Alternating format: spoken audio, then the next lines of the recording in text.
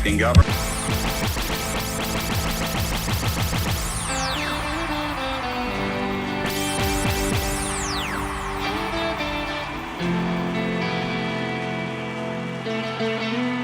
Akira The Don. See, ours is not the first by George good government to arise on the world stage. There have been several. Rome, Spain, and Greece, and China, and each enjoyed about 150 years at its zenith. That's just about our time in the New World. And then each decayed away. Not one of them was ever destroyed by anybody else's marching legions. Each rotted away morally, socially, culturally, economically, simultaneously. You know, one of the most cruel paradoxes of history is this. Because each was a good government, it bore bountiful fruit. When it bore bountiful fruit, the people got fat. When they got fat, they got lazy. When they got lazy, they began to want to absolve themselves of personal responsibility and turn over to government to do for them things which traditionally they had been doing for themselves. First, there appears to be nothing wrong asking government to perform some extra service for you, but if you ask government for extra services, government, in order to perform its increasing function, has to get bigger, right? And as government gets bigger, in order to support its increasing size, it has to what? Tax the individual more, so the individual gets littler. And to collect the increased taxes requires more tax collectors, so the government gets bigger, and in order to pay the additional tax collectors, it has to tax the individual more, so the government gets bigger, the individual gets littler, and the government gets bigger, the individual gets littler, until the government is all-powerful. The individual is hardly anything at all. Good government bore bountiful fruit. When it bore bountiful fruit, the people got fat. When they got fat, they got lazy. When they got lazy, they began to absolve themselves of personal responsibility and turn over to government to do for them things which traditionally they had been doing for themselves. Some believe that the need is for a vigorous, strong man to arise on the scene, to regulate and regiment the affairs of men. Yet history tells us there have been several such. Once upon a time, there was a nation great and powerful and good. She was suffering from the aftermath of war, from a depression. Then came upon the scene a leader, an idealist, self-confident, intolerant of criticism.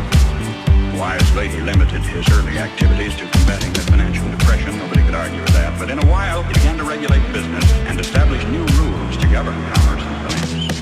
Some of them in diametrical disagreement with the God-made laws of supply and demand. But anybody who disagreed with those new rules was promptly fired. The new leader saw that under the old system of free enterprise, landlords prospered, so he levied new taxes to take away their profits and destroy what he called the monopoly of capital.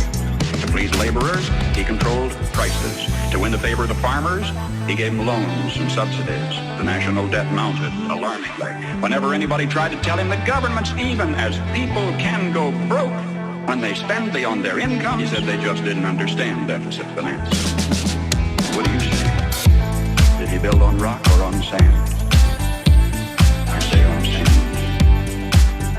For you see, this was the story of Emperor Su, who led China to its doom more than 1,000 years ago. Because each was a good government, it bore bountiful fruit. When it bore bountiful fruit, the people got fat. When they got fat, they got lazy. When they got lazy, they began to absolve themselves of personal responsibility and turn over to government to do for them things which traditionally they had been doing for themselves. The people got fat, and when they got fat, they got lazy. When they got lazy, they began to want to observe themselves, personal responsibility. Hey, things which traditionally they have been doing for themselves. I am satisfied with all my heart that if Uncle Sam ever does get whipped, here too, it will have been an inside job. It was internal decay, it was not external attack that destroyed the Roman Empire.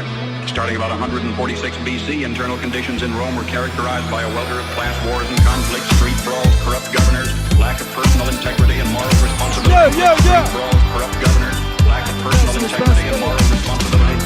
Street brawls, corrupt governors, lack of personal integrity and moral responsibility. Street brawls, corrupt governors, lack of personal integrity and moral responsibility. Street brawls, corrupt governors. Corrupt governors!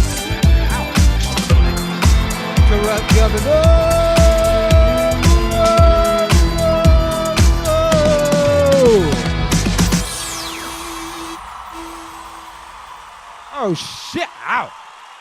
Yo, shouts out to them corrupt governors. Conflicts, street brawls, corrupt governors. Lack of personal responsibility. Yo! Hey! Hey! What's cracking, baby? Welcome! Welcome, welcome, welcome, one and all. It's Akira The Don, broadcasting live from Playa del Carmen, Don Studios. We in a house, I'm fresh from CrossFit. And when I say fresh, I mean F-R-E-S-H. We fresh. Yo, when I say fresh, I mean like fucking whoa. Yo. That was emotional. That was emotional. You know what? Apparently I'm in my 4th month. Somehow I'm in my 4th month of doing CrossFit. I just paid for my 4th monthly sub just at the beginning of this week. So that's where we're at. How did that happen? Yeah, they were on some bullshit today. Second to last thing that is doing, that's some pit bullshit. Oh my god.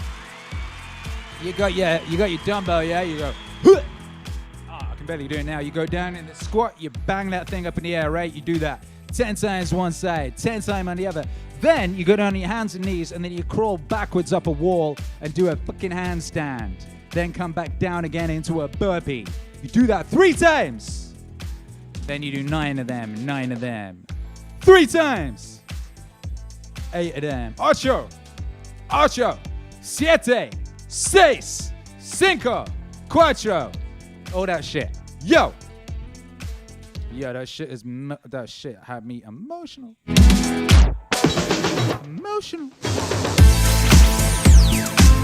Hey, we're here now. That was funny as well.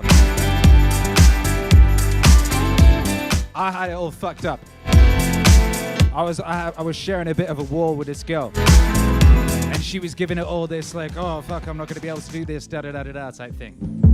And I was kind of feeling myself a bit. I'm a bit more strong than I used to be, you know. In the first part of today, I was doing real good. I paced myself all fucked up. I was thinking, yeah, I'm great. You know, I was doing all that banging shit in the sky, going backwards up the wall, all that type of shit. Halfway through, I'd used up all my sauce. I'd used up all my juice. I had nothing left. Suddenly my arms stopped working. I could barely get up that well. Meanwhile, this girl, she just like broop, broop, broop, broop, up and down that wall. Yo.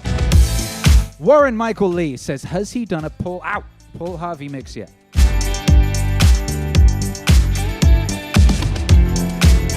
What were you just listening to? Don't tell me you just stepped in here and you didn't hear the first song. I might have to play it again later. That was the brand new single. That was their brand new single. It's called Inside Job. It's Akira The Don and Paul Harvey. That's a fine American right there. From the EP, Freedom to Chains, coming out next week. Brand new EP coming out next week. Freedom to Chains. I'm getting shocked here. Oh, thank God. Wife has bought me some shoes so I can stop shocking myself with this microphone. Thank you, darling. What?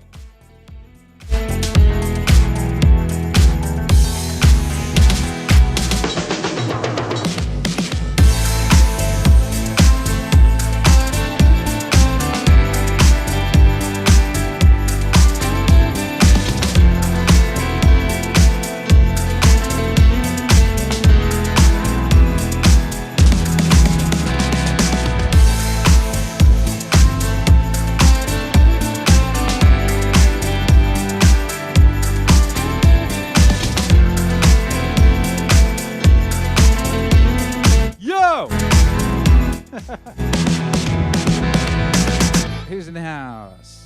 We got people in the house. Yeah, actually I should put these shoes on because I keep shocking myself in the face. Gayplay TK, what's up? Bradford White, what's up? Ow.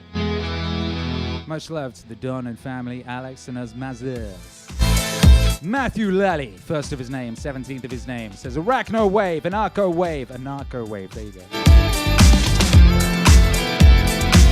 Cedric says, hello Americans, this is Paul Harvey and Akira The Don. Stand by for Meaning. Yeah! Maria Lizak. shouts out to Canada. Thank you for the $20 Canada. Says, here's to personal responsibility. Ain't that the truth?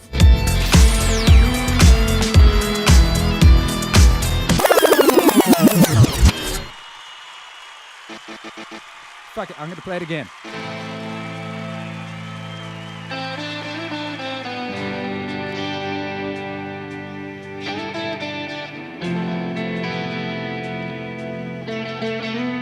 Akira The Don. See, ours is not the first by George good government to arise on the world stage. There have been several. Rome, Spain, and Greece, and China, and each enjoyed about 150 years at its zenith. That's just about our time in the New World. And then each decayed away. Not one of them was ever destroyed by anybody else's marching legions. Each rotted away morally, socially, culturally, economically, simultaneously. You know, one of the most cruel paradoxes of history is this. Because each was a good government, it bore bountiful fruit. And when it bore bountiful fruit, the people got fat. When they got fat, they got lazy. When they got lazy, they began to want to absolve themselves of personal responsibility and turn over to government to do for them things which traditionally they have been doing for themselves. First, there appears to be nothing wrong asking government to perform some extra service for you, but if you ask government for extra services, government, in order to perform its increasing function, has to get bigger, right? And as government gets bigger, in order to support its increasing size, it has to what? Tax the individual more, so the individual gets littler. And to collect the increased taxes requires more tax collectors, so the government gets bigger. And in order to pay the additional tax collectors, it has to tax the individual more, so the government gets bigger, the individual gets littler. And the government gets bigger, the individual gets littler, until the government is all powerful. The individual is hardly anything at all. Good government, it bore bountiful fruit. When it bore bountiful fruit, the people got fat. And when they got fat, they got lazy. And when they got lazy, they began to want to absolve themselves of personal responsibility, turn over to government to do for them things which traditionally they had been doing for themselves. Some feel that the need is for a vigorous, strong man to arise on the scene, to regulate and regiment the affairs of men. Yet history tells us there have been several such. Once upon a time, there was a nation great and powerful and good. She was suffering from the aftermath of war, from the depression. Then came upon the scene a leader, an idealist, self-confident, intolerant of criticism. Wisely, he limited his early activities to combating the financial depression. Nobody could argue with that. But in a while, he began to regulate business and establish new rules to govern commerce and finance. Some of them in diametrical disagreement with the God-made laws of supply and demand. But anybody who disagreed with those new rules was promptly fired. The new leader saw that under the old system of free enterprise, landlords prospered, so he levied new taxes to take away their profits and destroy what he called the monopoly of capital. To please laborers, he controlled prices. To win the favor of the farmers, he gave them loans and subsidies. The national debt mounted alarmingly. Whenever anybody tried to tell him that governments, even as people, can go broke when they spend beyond their income, he said they just didn't understand deficit finance. What do you say? Did he build on rock or on sand? I say on sand. For you see, this was the story of Emperor Su Tongpo, who led China to its doom more than 1,000 years ago. Because each was a good government, it bore bountiful fruit. When it bore bountiful fruit, the people got fat. And when they got fat, they got lazy.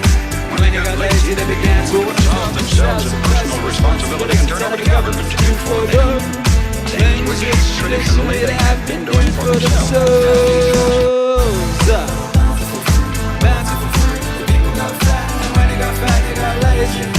When they got lazy, they began to absolve themselves of personal responsibility, turn over to government to do for them. Ow!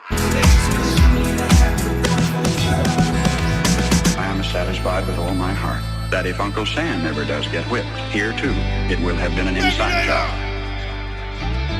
It was internal decay, it was not external attack that destroyed the Roman Empire. Starting about 146 BC, internal conditions in Rome were characterized by a welter of class wars and conflicts, street brawls, corrupt governors, lack of personal integrity and moral responsibility, conflicts, street brawls, corrupt governors, lack of personal integrity and moral responsibility, street brawls, corrupt governors, lack of personal integrity and moral responsibility, street brawls, corrupt governors, lack of personal integrity and moral responsibility, street brawls, corrupt governors, lack of personal integrity and moral responsibility, street brawls,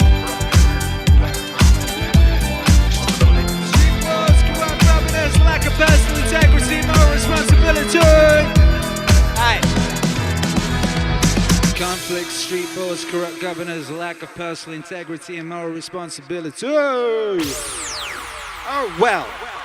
Well. That's what's up. It's Akira The Don and Paul.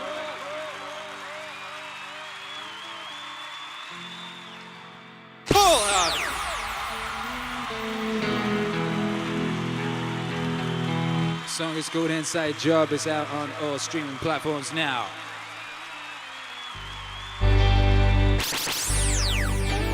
The instrumental is not the instrumental. How about that? That's, you know how every time I put something out, it's got a mistake.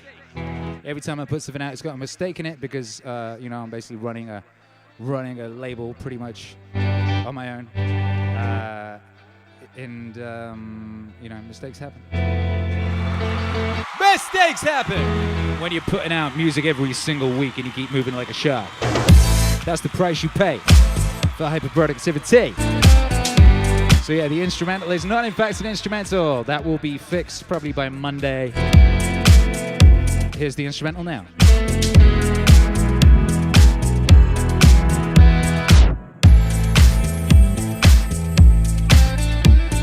This is a great instrumental, huh?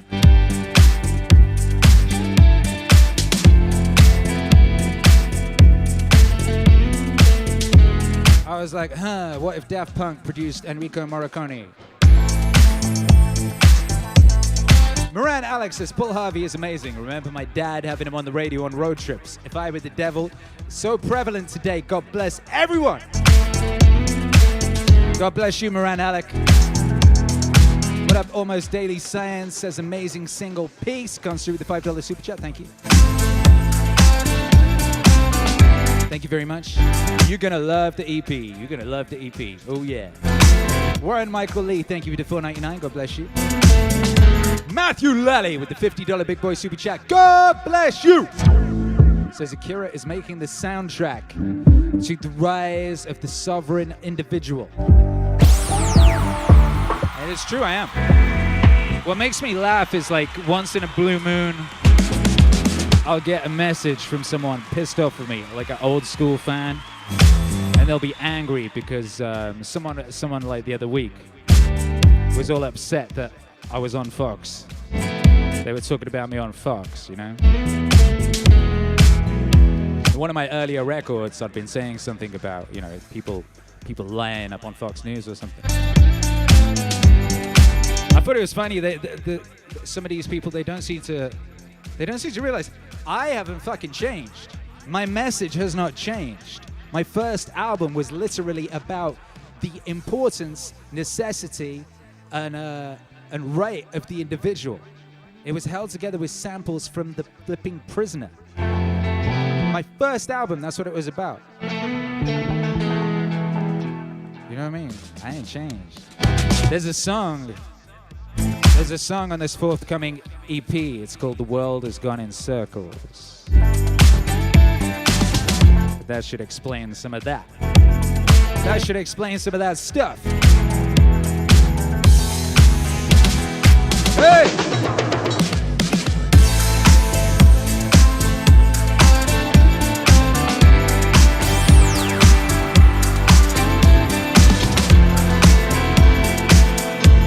Anyway, what you reckon of the new? How you enjoying the new record? It's so great. I'm really happy. Things have been working out for the past month or two. We've had new music drop every single Friday, right? We've been consistent. So let us pray we can continue this streak.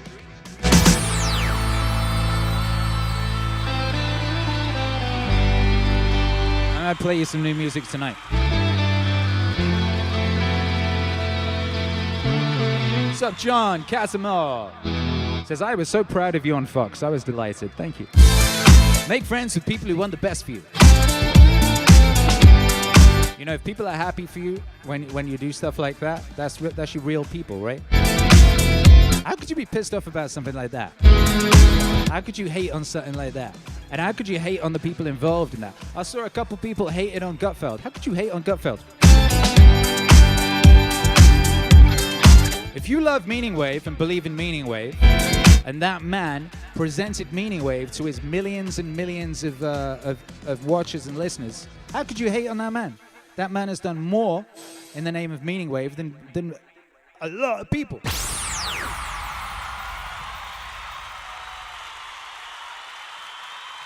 Shouts out to he.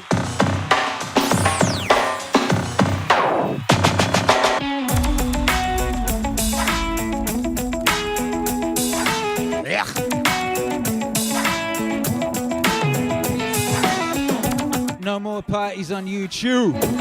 No more parties on YouTube. Yeah, that's what the headline says. That's a new development. That ain't clickbait.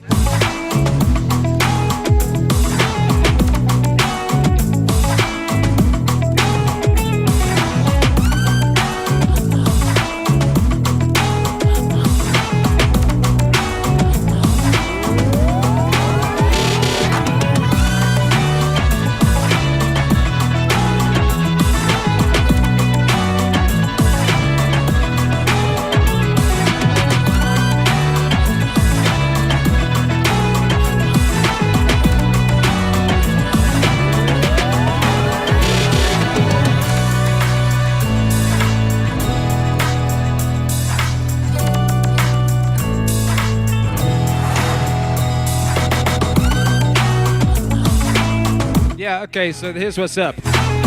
I've had a takedown. I've had a copyright strike. You know about those? You hear about those? You might hear YouTubers talking about those. I've had a strike. That's not like a block or a finger wag. That's a strike. I've had a strike. I don't even know what it's for. The second channel was hit with it today. I had a message. It said, due to a copyright takedown notice. We've had to take down your video from YouTube. The video title, Get After It, Meaningwave Morning Show 167. A random replay of a DJ set from some point last year. Anyway, the video has been completely taken down by YouTube, and I've got a copyright strike. I've got one. If you get multiple, 3, we will disable your account. To prevent that from happening, don't upload videos containing copyrighted content you're not allowed to use. But then it goes on to add, so I got a strike. The video has been removed. It was manually detected, which means that some human went in there and struck it. You know, some human went in there snooping around my channel or whatever and said, nuke this video, YouTube. And then YouTube says, okay, RIAA, we do whatever you say. And yeah, that's what happened. You know, so I had a strike. The thing with strikes, all right, let's see what it says about strikes. Strikes. Yeah, okay. First strike is a warning. And when you get that warning, you need to go to copyright school. Seriously, this is what it says. It says, first time you get a copyright strike, you got to go to copyright school. Copyright school helps creators understand copyright and how it's enforced at YouTube. I know how it's enforced at YouTube. I understand copyright. I've been in this game for many, many years. I understand how it's enforced. It's enforced fucking randomly. There is no rhyme, there is no reason. You could play a Michael Jackson video today and tomorrow you play a Prince song and you get your account terminated. There is no rhyme, there is no reason. It's bullshit, fucking copyright school. This is going to be great. I got to go copyright school. Fuck copyright school. Thing is, though, if I do not go to copyright school, right, then the strike will remain. They will not lift the strike. And if you get 3 strikes, your account, along with any associated channels, is subject to termination. Termination! You hear that? Yo, they threatening to terminate me. They are threatening to terminate me. All the videos uploaded to your account will be removed. After which you can't create new channels. You hear this? Yo!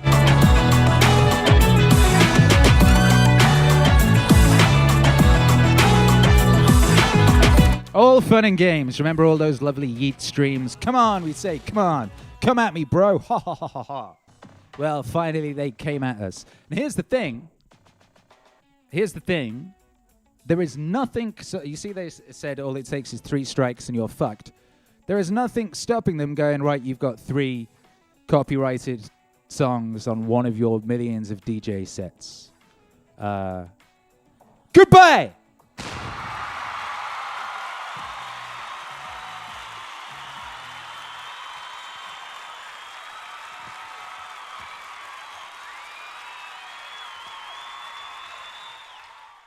Yeah, there's nothing stopping them doing that, you know what I mean? So hold tight. Anyway, so that basically, what's that mean? That means we can't risk doing any more party sets on YouTube. That's what that means. It's come to that. That's what it means. It also means, because this came from the RIAA, the Record Industry Association of America. Get this right. In 2021, 20 years after Napster, the major recording industry's mafia are still going after DJs for playing records. This is what it is. This is what this is. The major labels, mafia association, or whatever the fuck you want to call them, is going after DJs for playing records.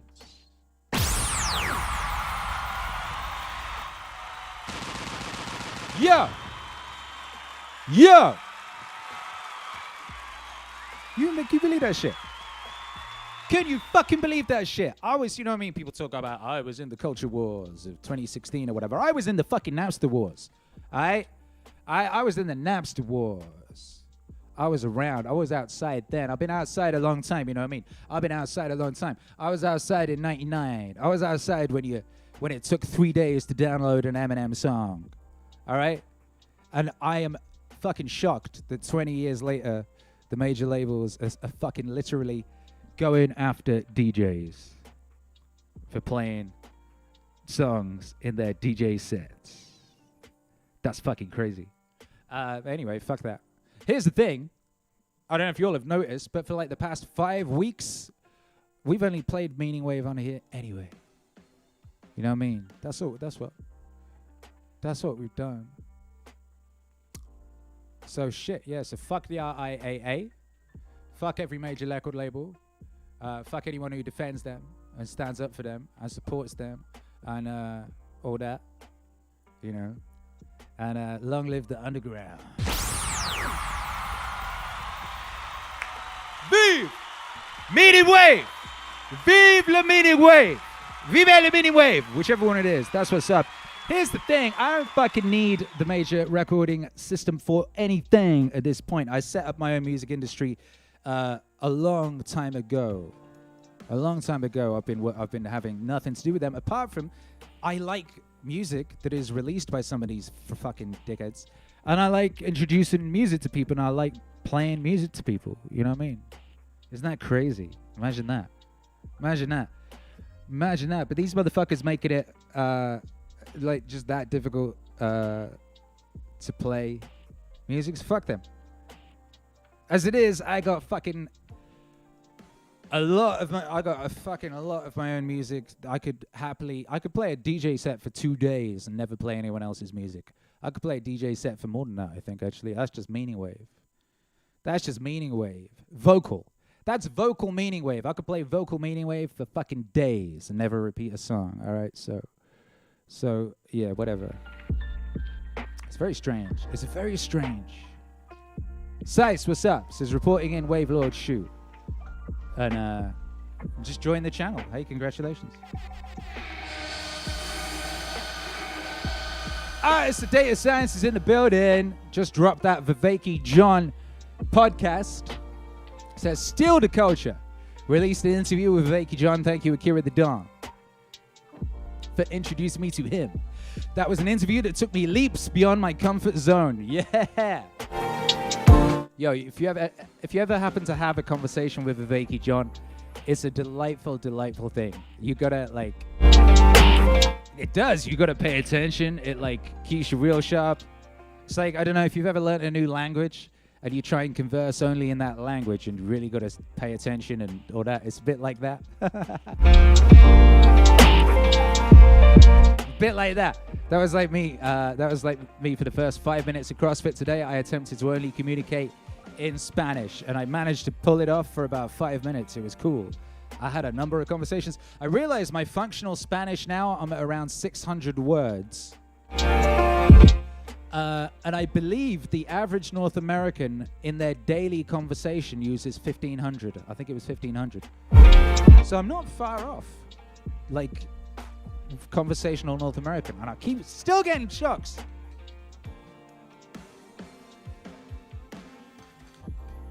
Oh my goodness. Anyway, what's up, you lot?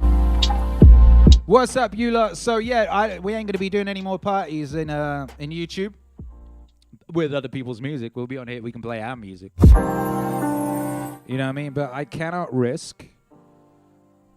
I cannot risk this thing being deleted just to play some major label record music. It's not worth it. But I'll tell you what that does do. That means there's a reason for Twitch. Hey, do you hear that?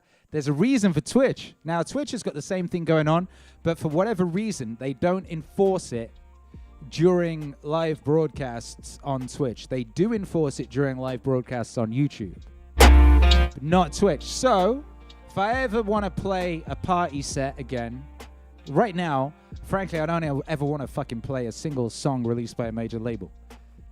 God damn it. God bless it. But should I ever, I guess that's what Twitch is for. I guess that's what Twitch is for. And I guess that's what all the other DJs worked out like ages ago.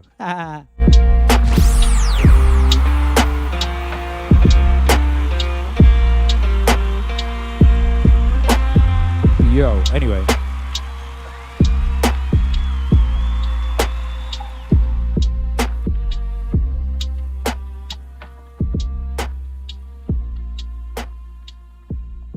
Anyway.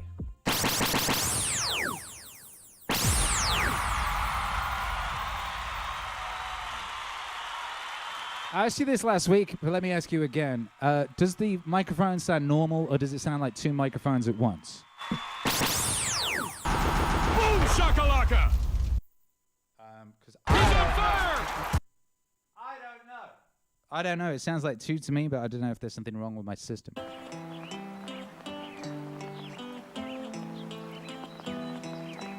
Akira.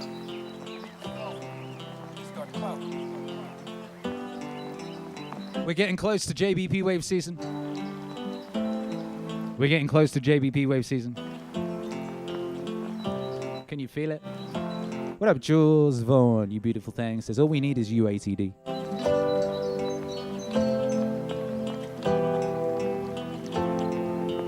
Tahani says, back to Twitch. Let's go. Perfect.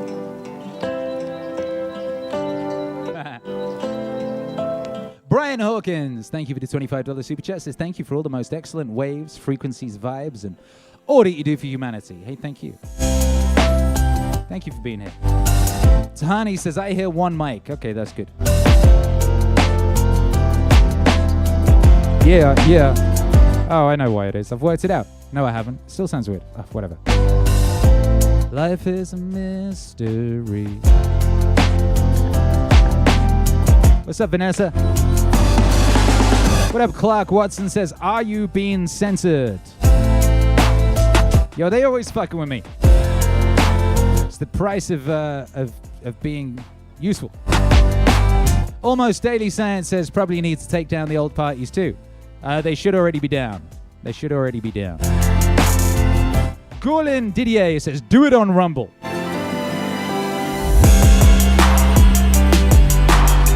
I tried to sign up for Rumble and I had a problem signing up for it and then I forgot about it. Then I was on there last week listening to a Cliff High interview and I was like, oh shit, this fucking video's got like, I think it had like 600,000 views. It's like there's actually people on Rumble now. Shout out to Rumble.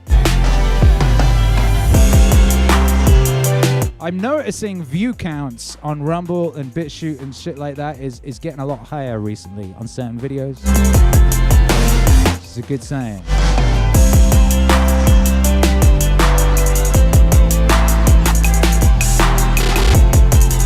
Sahani says my Twitch persona is way cooler than my YouTube persona. How has that happened?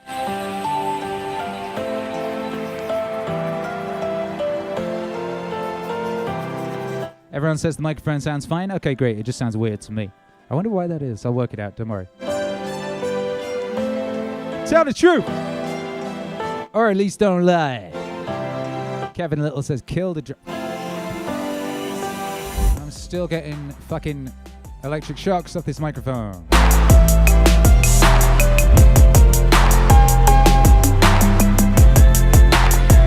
Tim, what's up, baby? Says opportunity exists where responsibility has been abdicated.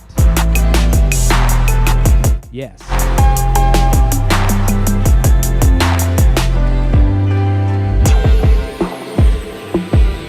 Jules Vaughn says Getter just went live.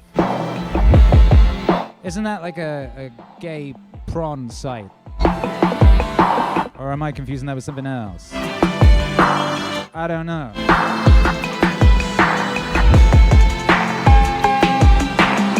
Yo!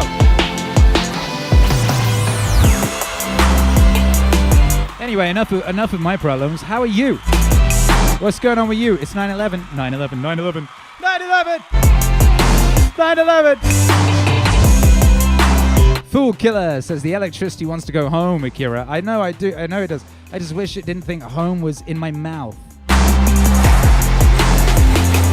Couldn't it go some other way? There's many other routes.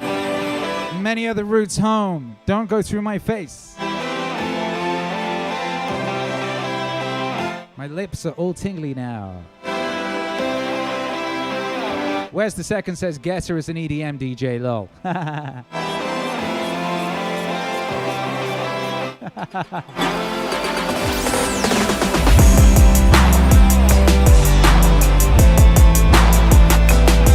Anyway, come on, we got an international high five to do. Let me know how you are. Let me know how you are. And shit, I mean we're here now. Do you know where we are? We're in the final countdown of 21 already. We're in the last quarter. What are your predictions? What are your predictions for the rest of 21? What do we have yet to witness, experience in 21? Let me know.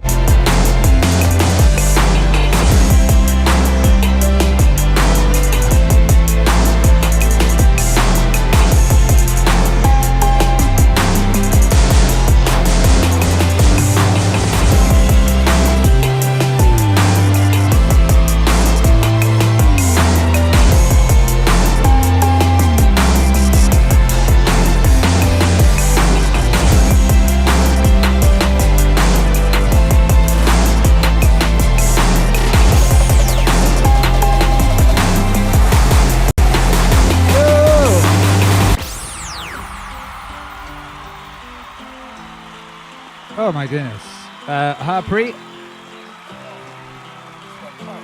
is enjoying 1 month on a new job that I landed because of my podcast. Well done. Well done. That's awesome. Tim W. says your voice is electric. Thank you. You are breathtaking. Kevin Little says it takes a lot of imagination to picture how you need to ground your microphone. Yeah, it does. I really can't work it out. I've not had to deal with this before. EJK says more Jesus. Quite. Good point. Digimedia Dude is in the house. What's up? Maria Lasix in the house. What's up? Jules Vaughn says freezing ass in the Mile High City, Denver, Colorado. Denver, Colorado. The ghost of Joey Diaz is coke-addled youth wandering around the place, sniffing. Like that. You know what I mean? EJK says God's on the rise. That's what's up. Digimedia Dude says more love. Mass. Stay Dugan says still working, trying to save money to move to the MEANINGWAVE autonomous zone. Smart. Tahani says I was trying to find that joke, but my brain wouldn't make it, Tim. Alex says more streams on Twitch. Could well be. Could well be. We'll see. We'll see. Like I said, frankly, I don't want to play any more of these people's music. They can go fuck themselves. Shaki says, happy to be here. Maz Friday night. Woo! Mason says, Facebook going into the dumpster. Why? What's going on? What's happening?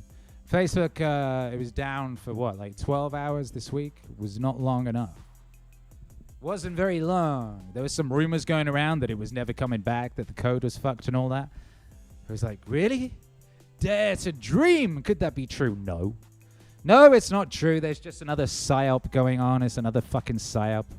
Oh, it's so boring. There's so many. It's just psyop.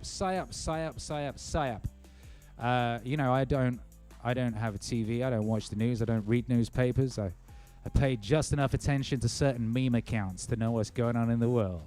And what's going on in the world? Fucking psyops. Just psyop after psyop. It's so boring. This new one, this Facebook woman, she looks like Titiana McGrath. Or is it Graf? This new psyop. I don't know if you all saw.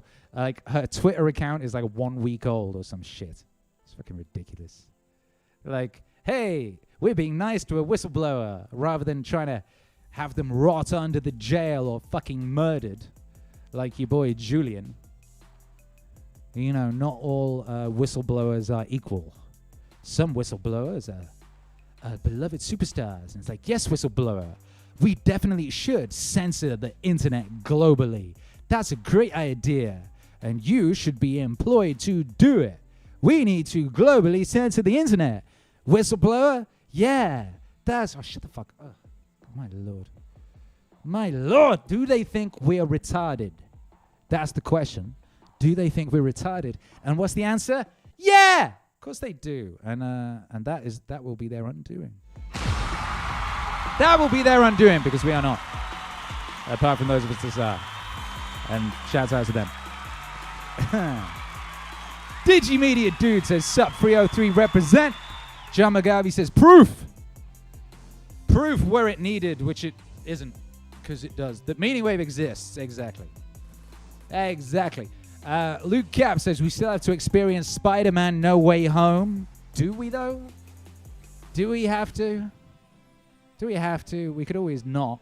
We could always just watch Spider-Man 2, which was, you know, the last genuinely great superhero movie. Fight me. Come on. All right, come on. What's another one? Like, that was genuinely great. I cried at the end. That film had heart. That film had soul. That was a beautiful film. That tapped into what was genuinely great and revolutionary and pure and beautiful about the original comic books. None of that has been in any of these Disney Spider-Man movies, which are just kind of like box-checking exercises with shit jokes. I've said this so many times, but I'll say it again. It is a technical impossibility for any of those movies to be higher than a 6.5 out of 10 due to the like very, very rigid, what's it called? Face grouping? What do they call it? You know, they show them to a bunch of people and then the people go like, oh, I didn't understand that bit because of that joke. So they're like, all right, cut that bit out. Cut out anything smart. You know what I mean? Cut out anything interesting. Just leave it beige. Just beige. They're all beige. They look... Whatever, anyway. I ain't talking about that shit anymore. People think I'm a hater. I ain't a hater! I have so much love in my heart. But, yeah. I ain't interested in no Spider-Man meet all the other Spider-Man movies. I didn't even watch Andrew Garfield's Spider-Man because life is too short! Life is too short, man. Like, you know what I mean? Do you know how many books Terry Pratchett wrote? You could read those. They're good. You know what I mean? They're funny and shit. Scotsley, what's up? It says the people will emerge from Plato's cave. I think about Plato's cave all the time. I really do. I'm always thinking about Plato's cave. I think about things I think about a lot, right? I think about Plato's cave. I think about Norm Macdonald, right? I think about Norm Macdonald a lot, you know. Just earlier today, I was sat there thinking, man, I was getting mad emotional, you know. I was sat there just thinking about Norm Macdonald and how brilliant he was and how much I loved him and how much joy he'd brought to my life. And I had this big smile on my face, you know, and I had these like tears in my eyes. And I was just so happy and grateful to be alive and to have lived in the time of Norm Macdonald, you know, to have been one of the very, very, very, very tiny percentage of human beings that got to exist at the same time as Norm Macdonald and enjoy and be privy to the magic that he weaved in the world, you know? Just what a fucking incredible privilege. That word has been really ruined almost to the point of absurdity, to the point of being an unusable word, but I want to reclaim the word privilege just to talk about how I feel about getting to exist at the time of Norm Macdonald, you know? Ow. And now I like to think maybe these electric shocks and Norm Macdonald were fucking with me. But anyway, bananas in the chat for Norm Macdonald, all right? How about that? Bananas in the chat for Norm Macdonald. I want to see those on screen. Thank you, Norm Macdonald. We love you. Let's see. Harpreet says, I'm better than I was the last time you asked. That's progress. Yes, it is. What up, Cree? Says, hello, Maz fam. Happy Friday. Wishing a Maz-tastic weekend to all you beautiful people. Kevin Little says, halfway too clever. Puppy Shark is doing amazing in Texas. Sativa Skunk says, I bet America will be in a new war within the next 6 to 8 months. Let's go, Brandon. We're already in one. When I say we, I'm in Mexico. So maybe it's not. It's funny that, right? I was in America for 6, 7 years and I felt very wee. I still feel wee, but I've been in Mexico for 6 months, nearly 6 months. So I don't know, it's strange. But we're in a war. Here's the thing. I'm in Mexico, but we're in a war. We're in a war. There is a world war. We're already in a world war. And it's the 4th World War. We already had the 3rd World War. That was the Cold War. So we're in the 4th World War right now. And it's a war that's being fought on many fronts. You know, there's a big I'm getting electric shocks. That's a big part of it. It's a big information war.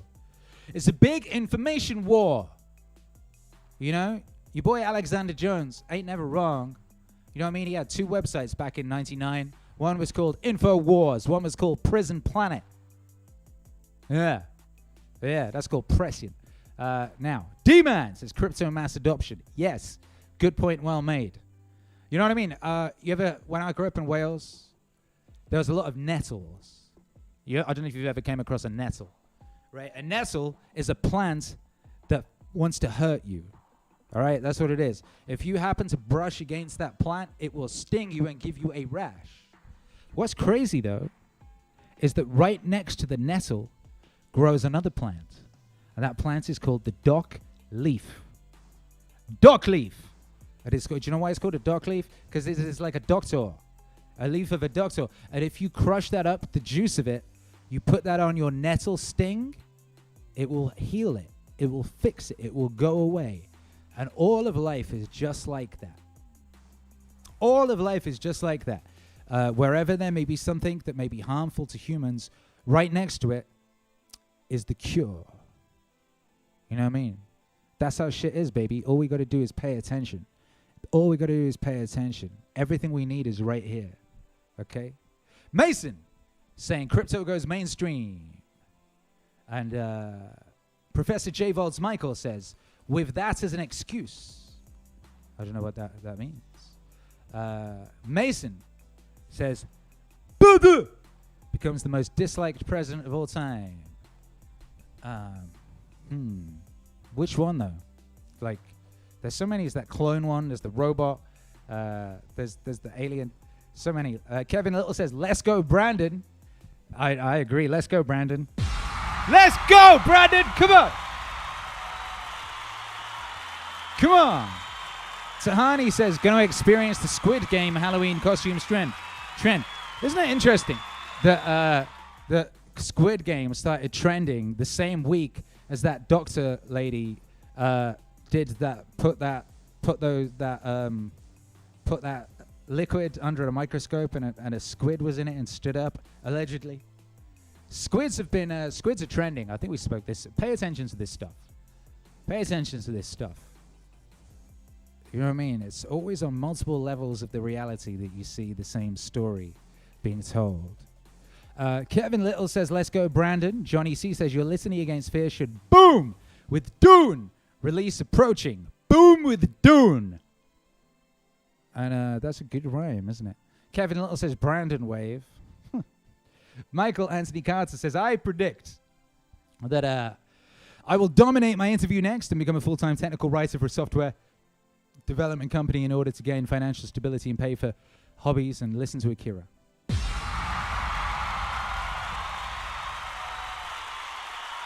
Yes, you will. Julia says, I predict the existence of MEANINGWAVE will spill over and all will be aware. I mean, you know what point we're getting to? I was listening to, I had a wonderful time the other day. I don't know if you can see in here, but I've got some acoustic paneling going up here in my new studio here in Playa del Carmen.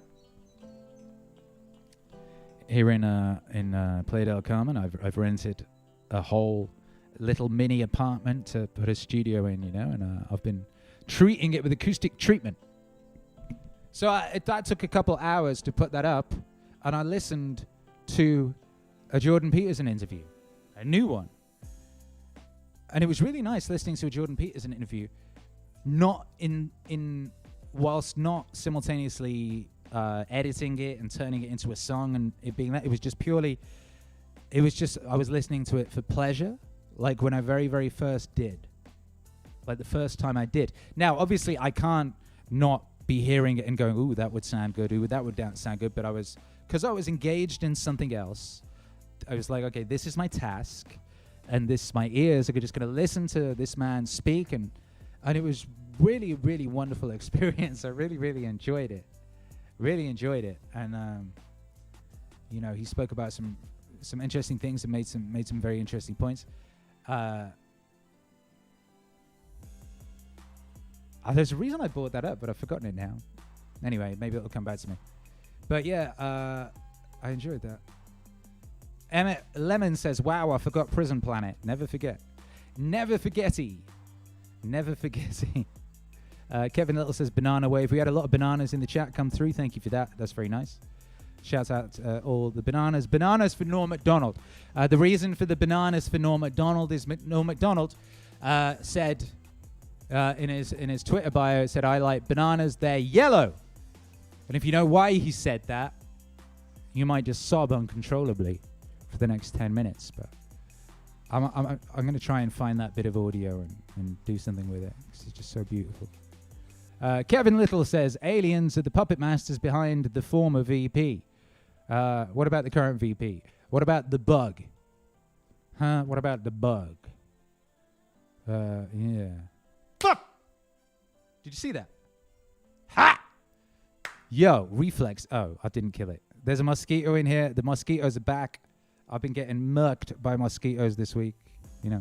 EJK says, my prediction for the future, they try to tell us aliens are real so the rapture can be attested to alien abductions. Yeah, they've definitely been slow teasing the alien shit. What's interesting about it is that no one cares. Like, they straight up officialized the existence of aliens over the past year, and no one seems to give a shit.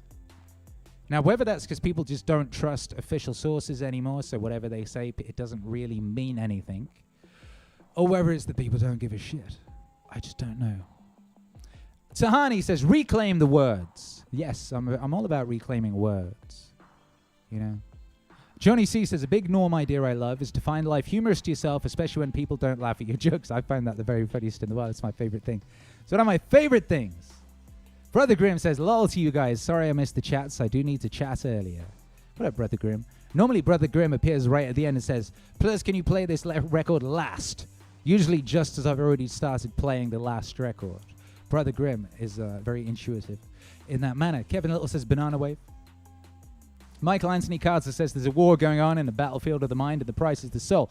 Indeed, there's a war going on. The battlefield is the mind and the prize is the soul.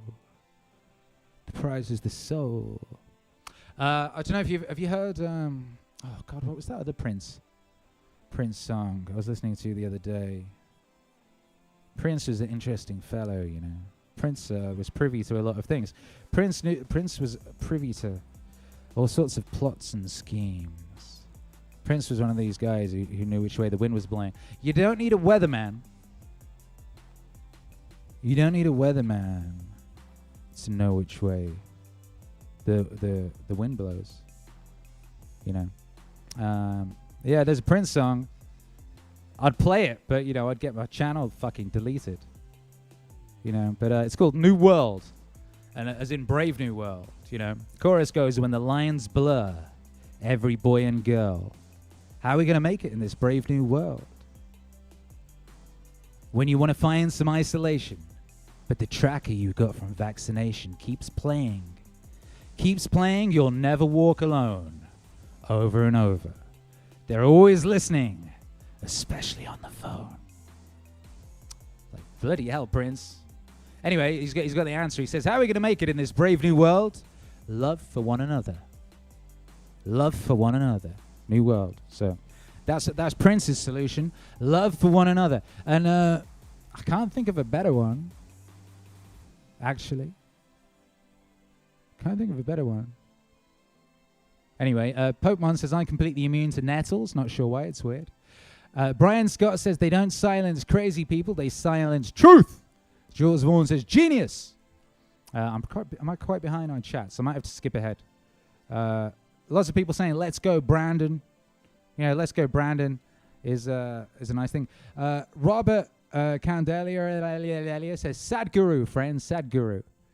Yeah, Sadhguru, you know, Sadhguru is one of these guys who thinks there's too many people. You know, and I just really disagree with that. I really disagree with that. I don't think there's too many people. I don't think that. You know, I think there's I think it's a massive world. I think there's loads of room. Loads and loads of room. You know, all the people that there are, you could fit them in Texas. Did you know that? The too many people thing, that's not true. I mean, what do I know about truth?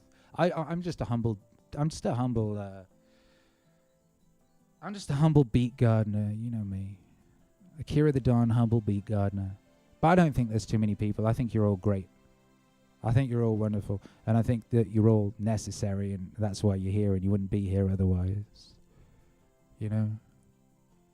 I try, you know, people like, oh, we're destroying nature. Oh, you know. We're destroying nature. Bitch, you are nature.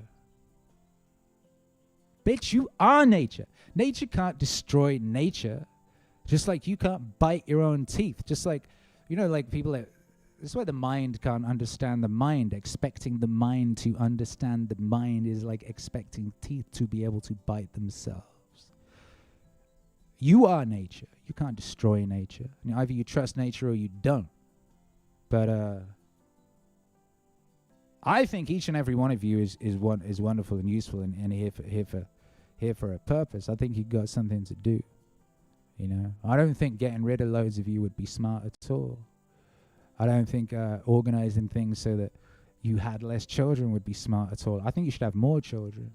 All of you lot, because all of you lot are really awesome. I've told you this story before. I've mentioned this before. I used to be one of those people. I was infected with that meme. People say, Akira the Don, you ever going to have kids? I'm like, who would bring children into a world like this just to suffer?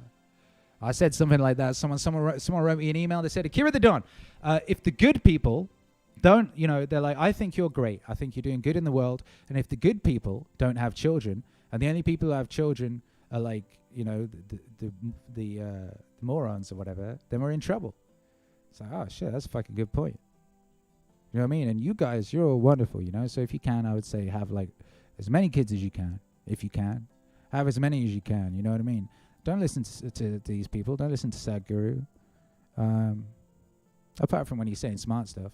I guess you got to work that out for yourself. But, you know, that's me anyway. I don't think there's too many of you. I think you're wonderful, and I'm glad you're here. And I've been delaying this for too long. Let's do the international high five. Right. It's good. 3, 2, 1. Hey!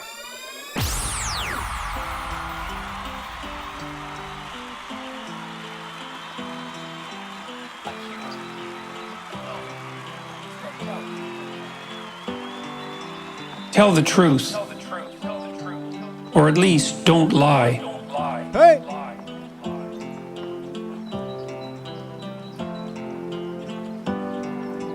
Do not do things that you hate. Act so that you can tell the truth about how you act. Pursue what is meaningful. not what is expedient. If you have to choose, be the one who does things instead of the one who is seen to do things. Pay attention. Assume that the person you are listening to might know something you need to know. Listen to them hard enough so that they will share it with you. Plan and work diligently to maintain the romance in your relationships. Hey. Be careful who you share good news with. Be careful who you share bad news with. Make at least one thing better every single place you go. Imagine who you could be, and then aim single-mindedly at that. Do not allow yourself to become arrogant or resentful. Try to make one room in your house as beautiful as possible. Compare yourself to who you were yesterday, not to who someone else is today. Work as hard as you possibly can on at least one thing and see what happens.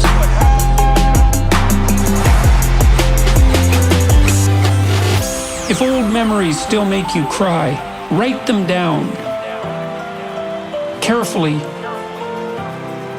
and completely. Maintain your connections with people.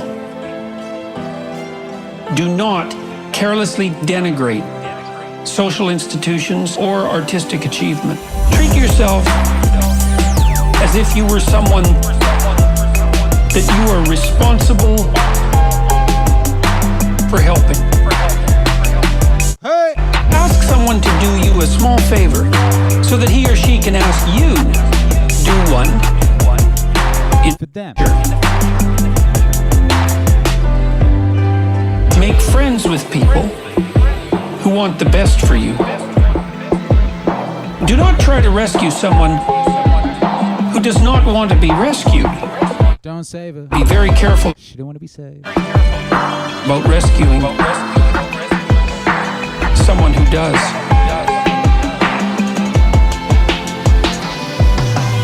Nothing well done is insignificant.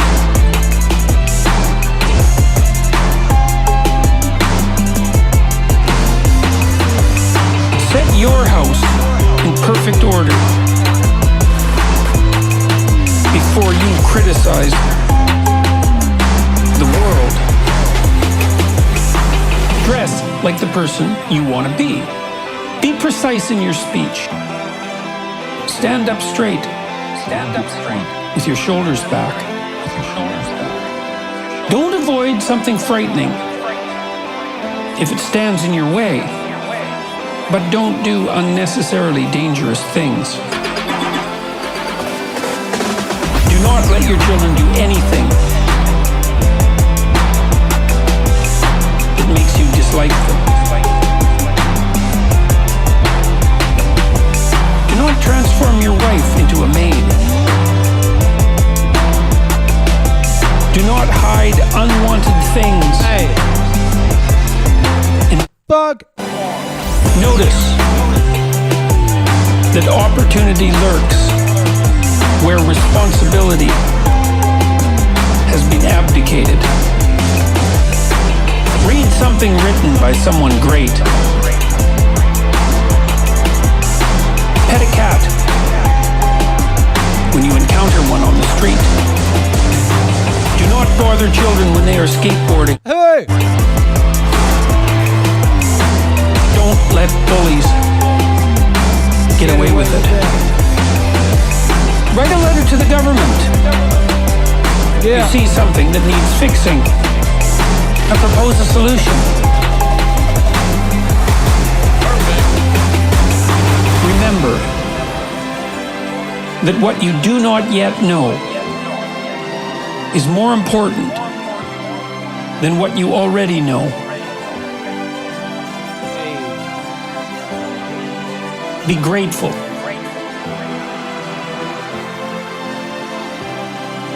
In spite of your suffering.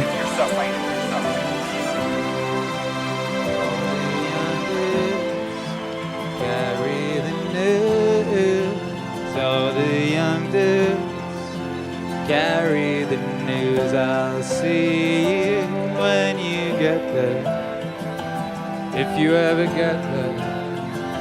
I'll see you when you get there. Wise men say only fools rush in,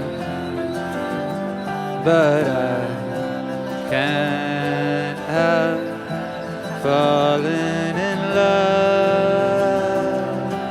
with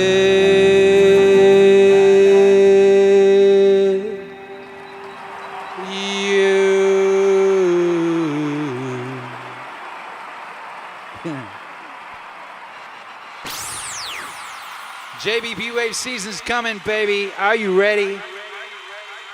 Are you ready? Are you ready for that season? It's gonna be a good season. It's gonna be oh man, I don't even want to talk about it. I don't even want to talk about it. It's Paul Harvey season right now. Boy, oh boy. Boy, oh boy. I really want to play some more of that EP, but that EP is only 4 songs. And if I played another song, you'd have heard half of them. And then there's not much left of a surprise for next week, so I probably won't do that. Caroline H says, I love you. Isn't that a nice thing to say? 13 months of Caroline H. God bless you. She says, I love you. We love you. Thank you for being here. Yo. Tahani says, tell me you have a spooky JBP. Yeah, you ever heard a song called Tarantulas? That's very spooky. It's very spooky JBP. We released that on Halloween a couple years ago. Yes, we did. Ooh. Ooh!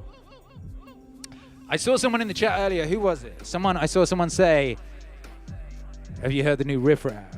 You know we love Riff Raff over here in the Meaningwave Autonomous Zone. Riff Raff's got a beautiful new song. I heard him preview it a little while ago. I remember when he was writing it. It's a country song about how he loves his huskies, you know, and how he's got to show them he loves them so that they still love him and all that. You know. Shouts out to Riff Raff. Rest in peace, Jody Husky. Oh, man. I get like, I don't know. It's a bit like this music here, right? I get this. The feeling that this music gives me is the feeling I get when I look at the cover of the Neon Icon, which is Riff Raff's debut album, and he's got Jody Husky, a little baby puppy, in his arm, another baby in the other. I don't know who the baby is. Anyone know who the baby on that Riff Raff album cover is? And what are they doing now? They've got to be all grown up by now, huh? Did you know, speaking of babies, this is probably old news, but did you know the baby from the cover of that Nirvana album is suing everybody? Suing everybody, apart from his parents. And I'd have thought they would be the first ones. I mean, fucking hell, you're a baby. You end up naked on the cover of a Nirvana album. Whose fault is that? Well, it's probably not yours. I would say it's probably your parents' fault more than it is Nirvana. I know it's popular to blame Courtney Love for everything, and God knows she has done a great deal to deserve a lot of that. But I would say that baby's parents are probably more responsible than Courtney Love. What do you think? Popman says, I think of Jordan Peterson when I practice 10M air rifle. Makes me slow down and wait for it. Yeah, that's what's up.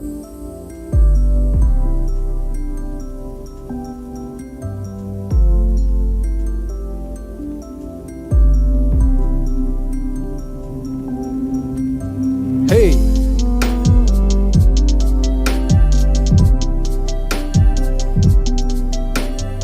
D-Man says, we miss you, Jody. I'm gonna find you. Don't make me cry. Don't make me cry. Sativa Skunk says, I love the song Tarantulas. Tahani says, Tarantula is good. It's one of those songs that just gets more and more relevant every week. Tahani says, I want another spooky JBP someday. You'll get it. You'll get it. Logan says, bless this community. I think this community is blessed. Look at you. Look at you beautiful things. Look at you.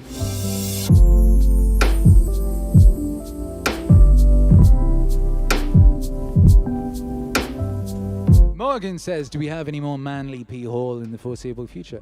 All I will tell you about Manly P. Hall is that there are... there's probably more potential Manly P. Hall albums than almost anything else. Like, I don't know if you'll know, like, Manly P. Hall is so astoundingly prolific and elocuted, I don't know if that's the right word, such an incredible deal of useful and powerful and important stuff, and with excellent quality, and recorded it all. And also, I have the permission from the from his estate to do whatever I want. So, there will be more Manly P. Hall. Like I always say with MEANINGWAVE, there is a method to the madness, and each thing builds upon the last. And certain things we are moving towards, certain things we're moving towards. Alex Brurian says, I am ready for that vinyl. Me too. I am ready for that vinyl. The vinyl has been signed off. It's in production. Yeah, we need to do an update. I need to post you that video of my dad. I need to do that. Yeah, I will force time. Logan Mars says, Tapatio stickers Akira. I don't know what that means. I don't know what a Tapatio is. What's a Tapatio? 2076 says, I received Tapatio stickers in the mail today. What's a Tapatio? Michael Anthony Carter says, Manly P. Hall, rockstar status, true story. You ever see pictures of him when he was young? Oh my goodness. Alejandro Fernandez says, would you ever consider doing an astronaut wave album? I don't know what that is. What would that be? What would that be? I would consider DJing in a spacecraft. I mean, that's been on my bucket list forever. DJ in a spacecraft, whatever that is. Whatever that is.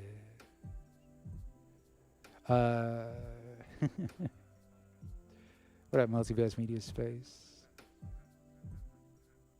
Logan Mars says, Akira, you've broken my heart. What did I do? Oh, not knowing Tapatio. Oh, it's Tapatio, that fucking hot sauce. Of course. Tapatio is that hot sauce. Oh, poor Logan Mars. Logan Mars, who sent me 5,000 little sachets of the hot sauce. Yeah.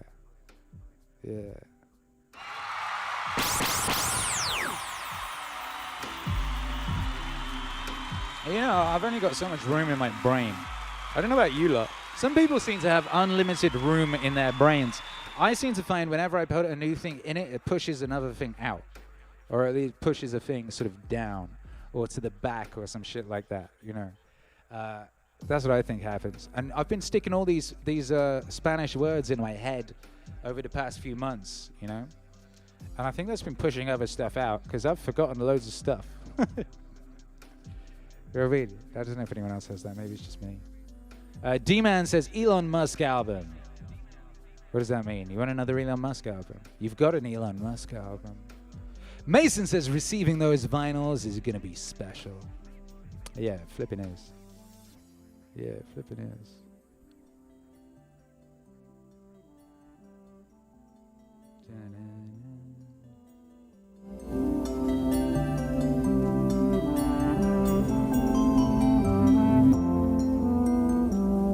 You know what's going to be special? What is going to be special is me eventually tracking down Joey Diaz and getting his permission to put this song on Spotify and make more of them. That's going to be special.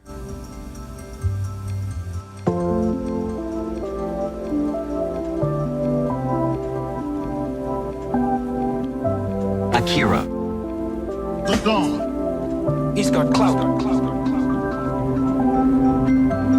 This is a tough weekend for me, my friend. Till I go home. I don't know why. It doesn't bother me, but it does bother me. Gotta go to the cemetery.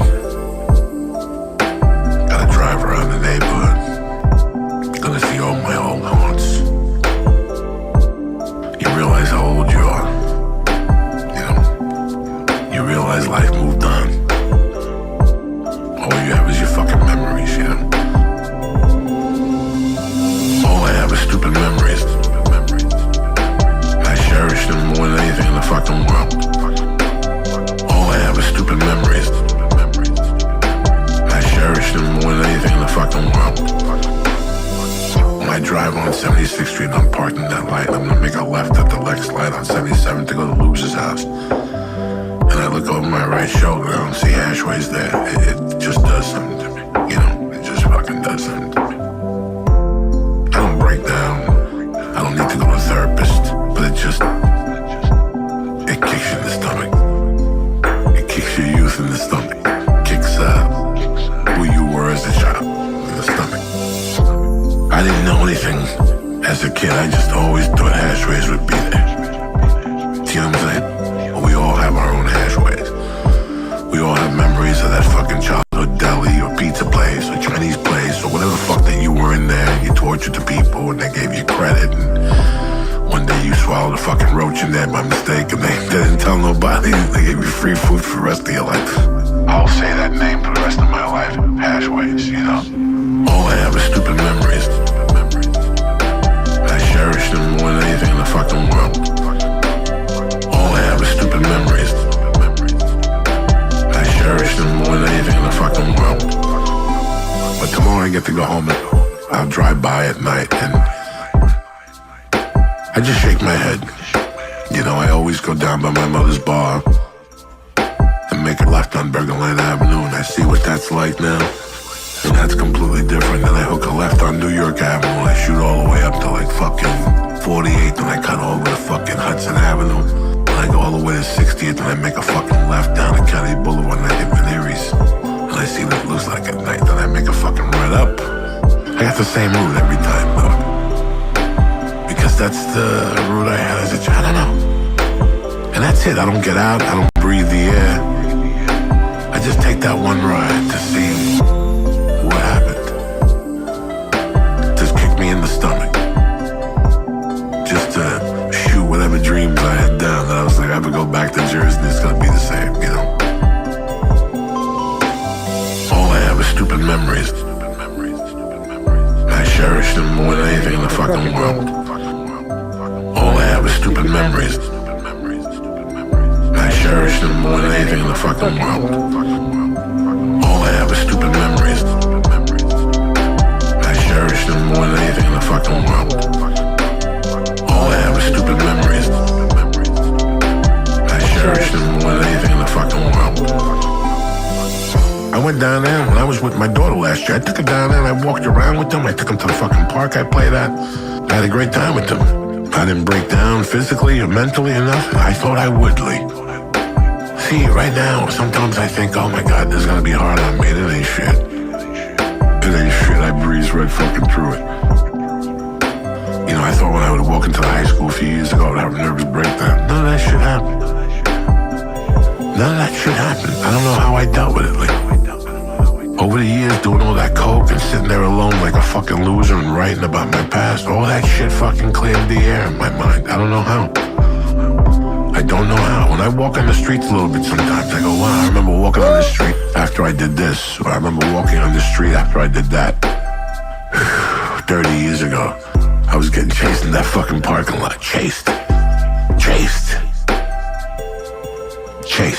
All I have is stupid memories.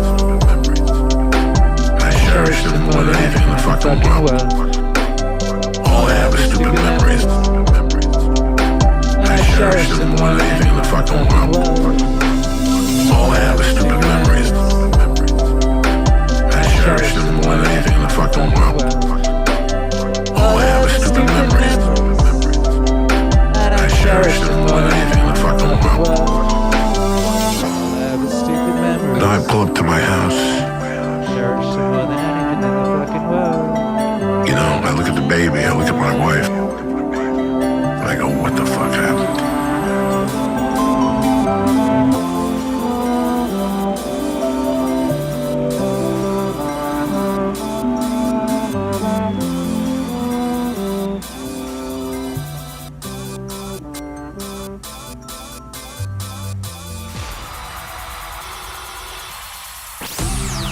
Well, the argument for the simulation, I think, is quite strong.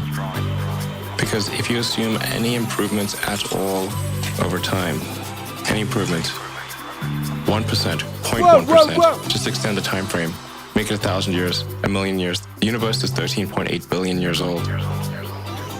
civilization, if you're very generous, civilization is maybe 7,000 or 8,000 years old. Leonidas. The first writing.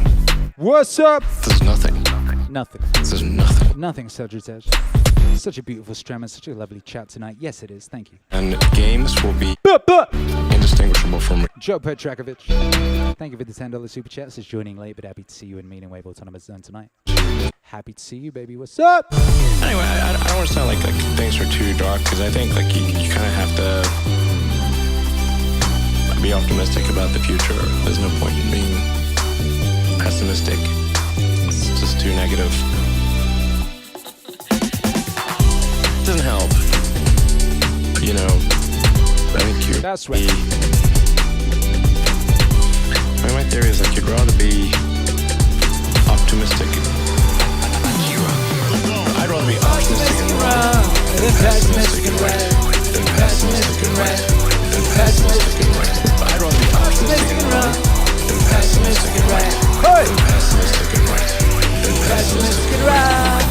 At least we're on that side. Because if you're pessimistic, you're just going to be miserable. Enjoy the journey. Enjoy the journey. Ultimately, you know, even if we just sort of existed as humans forever, eventually there'd be like the heat death of the universe a zillion years from now. Eventually it's going to end. It's just a question of when. So it really is all about the journey. The universe as we know it will dissipate into a fine mist of cold nothingness eventually. And I think it's really just about how can we make it last longer. I'd rather be optimistic and wrong than pessimistic and right. Than pessimistic and right. Than pessimistic and right. I'd rather be optimistic and wrong than pessimistic and right. Than pessimistic and right. Hey! Than pessimistic and right. I'd rather be optimistic and wrong than pessimistic and right. Than pessimistic and right. Than pessimistic and right. I'd rather be optimistic and wrong than pessimistic and right. Than pessimistic and right. Than pessimistic and right.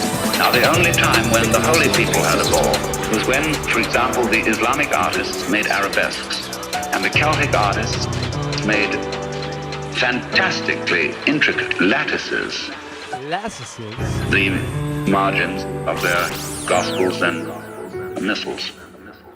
Unbelievably beautiful, or take stained glass or something like that. But what are they doing? Hey. What's it all about? What are they doing? What's it all about? Hey. What will you do in heaven?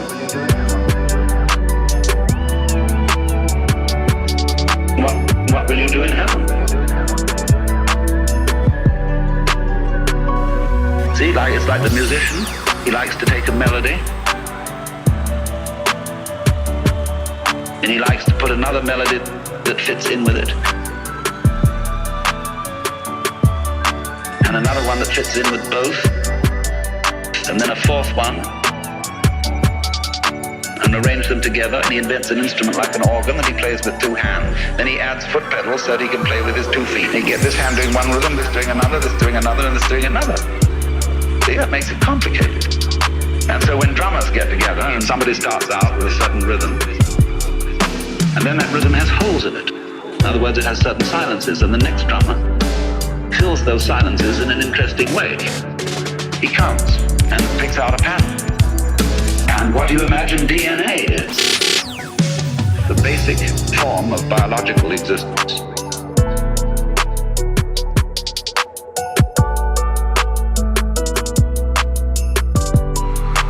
Now, DNA is like a necklace with different kinds of beads in it. And according to the order and the way those beads are arranged, so you get genes, and so you get the particular form of life that emerges from those genes. So what we're doing way down is saying, she loves me, she don't, she'll have me, she won't, she would if she could, but she can't. Hey! She loves me, she don't, she'll have me, she won't, she would if she could, but she can't. She loves me, she don't, she'll have me, she won't, she would if she could, but she can't. She loves me, she don't, she'll have me, she won't, she would if she could, but she can't. But this is the way life is going on. She loves me, she don't, she'll have me, she won't, she would if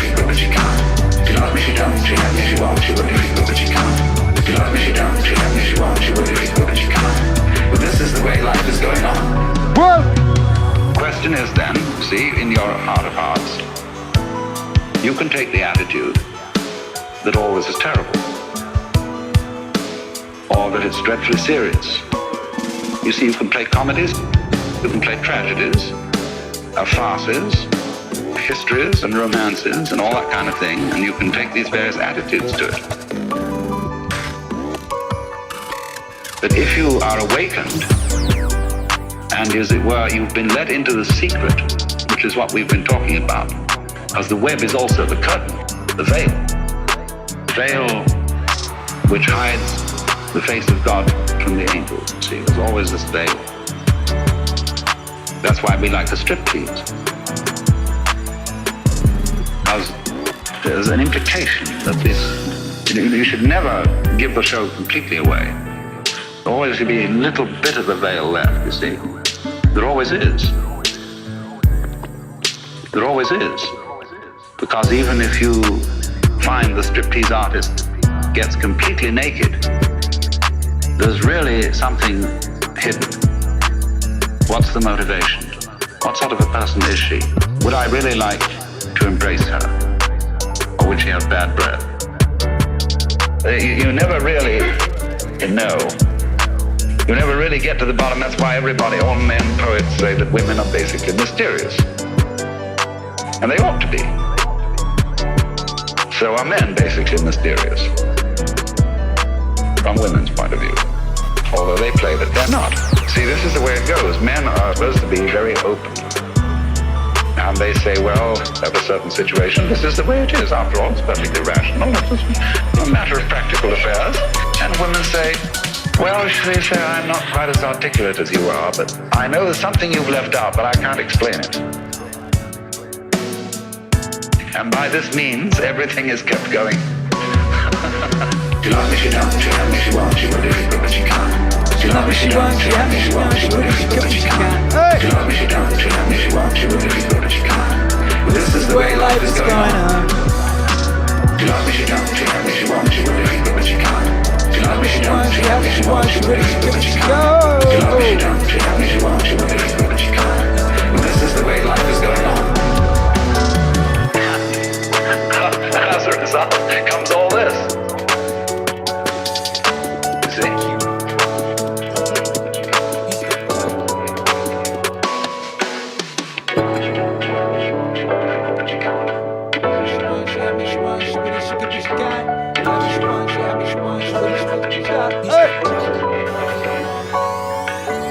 Every social animal, and even many animals who aren't social, are embedded in a dominance hierarchy. Okay, let's go. The dominance hierarchy has a structure. We couldn't call it a dominance hierarchy. No. Dominance hierarchy A, East, C, D. thousands of them across thousands of years. Aye. What's central to all of them? That's the pyramid of value. What question do you need answered about the pyramid of value? What's at the top? Because that's the ideal. That's the eye at the top of the pyramid. The golden Buddha in the lotus. It's the same thing. The same thing as the crucifix. And that has to do with something like the voluntary acceptance and therefore transcendence of suffering. Transcendence of suffering. Transcendence of suffering. Transcendence of suffering. Transcendence of suffering. Transcendence of suffering. The voluntary acceptance and therefore transcendence of suffering. These are not arbitrary ideas. They're deeply rooted in biology and culture. They're as deeply rooted in biology as the dominance hierarchy is rooted in biology. And where do you answer to that? The dominance hierarchy has been around for 350 million years. It's a long time. You don't get to just brush that off and say, well, morality is some sort of second-order cognitive problem. It's like, no, it's not. You have a counter at the bottom of your brain that keeps track of where you are in terms of your status, and it bloody well regulates the sensitivity of your emotions. So if you're at the bottom of the hierarchy, barely clinging on to the world, everything overwhelms you, and that's because you're damn near dead. And so everything should overwhelm you. You've got no extra resources. You're sunk. And if you're nearer the top, then your serotonin levels go up. You're less sensitive to negative emotion. You're less impulsive. You live longer. Everything works in your favor. Your immune system functions better, and you're oriented at least to some degree towards the medium and long-term future. And you can afford that because all hell isn't breaking loose around you all the time. And so then the question is there a way of being that increases the probability that you're going to move up dominance hierarchies? Well, that doesn't seem to be a particularly provocative proposition. Same thing as the crucifix. And that has to do with something like the voluntary acceptance and therefore transcendence of suffering. Transcendence of suffering. Transcendence of suffering. Transcendence of suffering. Transcendence of suffering. Transcendence of suffering. The voluntary acceptance and therefore transcendence of suffering. Okay, so back to Jung. Jung believed that once we had stopped populating the cosmos with gods, that they went inside. Think about it this way. Archaic person looks at the sky, uses his imagination to populate the sky. What's the sky? Well, it's the constellations. It's the domain of the gods. Well, why? Because the gods are what are out there beyond your understanding. Well, that's what you see when you look up at the sky. So you populate the night sky with figures of your imagination. So the gods are the things that you broadcast out of your imagination and see spread over the world. It's like the contents of your unconscious are manifesting themselves when you encounter the unknown. It's exactly what it is. How else could it be? You're projecting your fantasy onto what you don't understand. That's how you start to cope with what you don't understand. You populate the unknown with deities. Where did they come from? They came from your imagination. Well, what happens when you take them out of the world? Do they disappear? No, they just go back into your imagination. That's the same motif as rescuing your dead father from the belly of the whale. Belly of the whale. Belly of the whale. Rescuing your dead father from the belly of the whale. Belly of the whale. Belly of the whale. Rescuing your dead father from the belly of the whale. Belly of the whale. Belly of the whale. Rescuing your dead father from the belly of the whale. Belly of the whale. Belly of the whale. It's the same idea. Is that the corpses of the gods inhabit your imagination. So where do you go if you need to revivify them? You go into your imagination.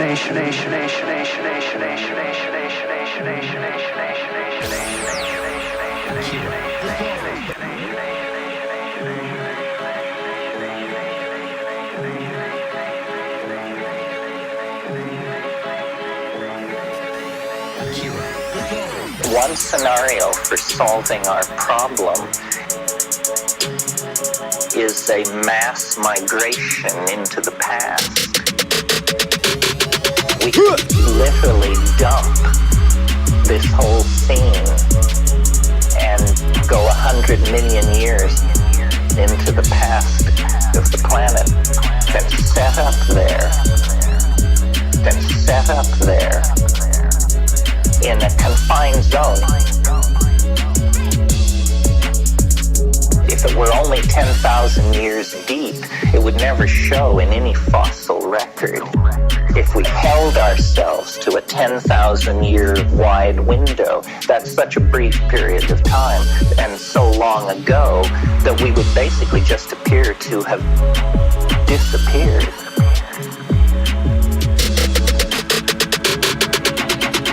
I think this is a haunted planet, and we are a haunted species.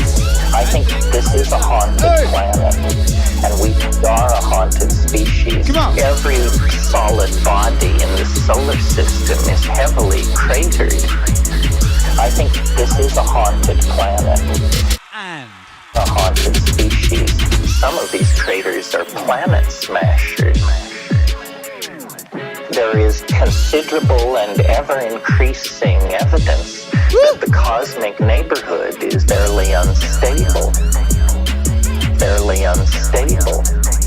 Is it possible that biology is somehow prescient that biology somehow exists in eternity and knows the fate of the planet, and that what we are is a desperate strategy of escape, and that the planet actually can sense the possibility of a complete life-destroying asteroidal impact. I think this is a haunted planet, and we are a haunted species. I think this is a haunted planet, and we are a haunted species. Every solid body in the solar system is heavily cratered. I think this is a haunted planet, and we are a haunted species. A species, a bipedal monkey with binocular vision, has been led into the antechamber of nature's secrets in order to build machineries and unleash energies sufficient to either deflect that incoming object or flee the planet in anticipation of it.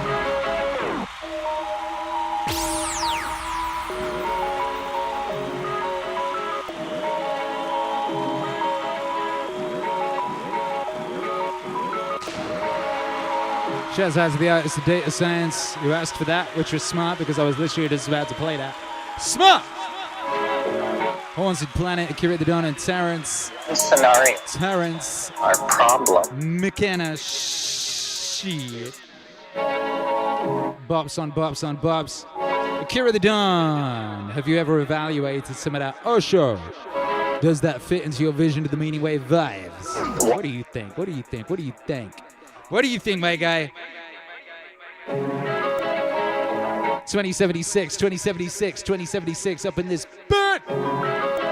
Thank you for the 2076 super chat. It says the M, the E, the A, the N, the I, the N, the G, the W, the A, the V to the E. E exists A EXIST S. There's a fucking song of that. The L, the E, the A, the N, the I, the N, the G, the W, the A, the V, the E, the E, the X, the I, the S, the T, S. Be a hometown hero and chalk it all over your town. 2076 been out there writing Meaning Wave exists and chalk like a warrior.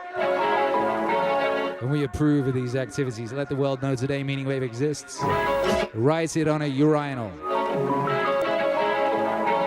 Carve it into the side of a mountain. It's true.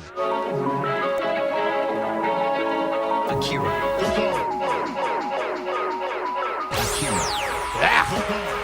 He's got clout. If you can keep your head when all about you are losing theirs and blaming it on you. Trust yourself when all men doubt you, but make allowance for their doubting. Come on. You can wait and not be tired by waiting, or being lied about. Don't deal in lies, or being hated. Don't give way to hating, and yet don't look too good. Don't talk too wise. If you can dream and not make dreams your master. If you can think and not make thoughts your aim. If you can meet triumph and disaster and treat those two imposters just the same. If you can bear to hear the truth you've spoken, twisted by knaves to make a trap for fools, or watch the things you gave your life to broken, and stoop and build them up with worn out tools.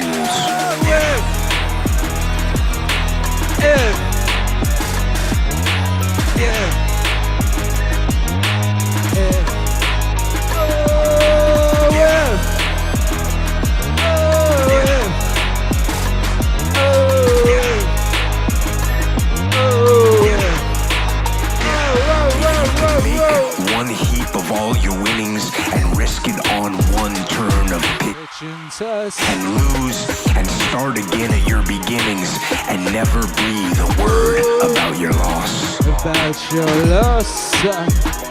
If you can force your heart and nerve and sinew to serve your turn long after they are gone, and so hold on when there is nothing in you except the will which says to them, hold on, hold on, hold on, hold on, hold on.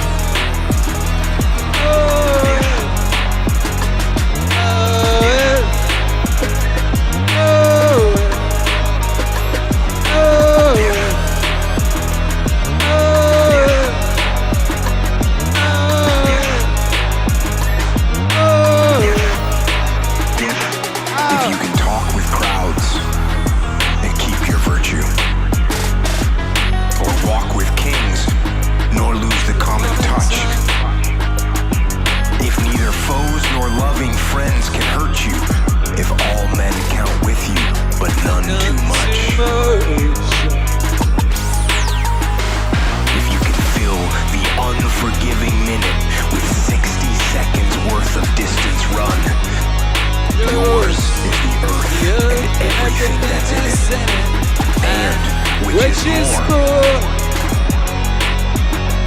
You'll be a man, my son. Oh, yeah.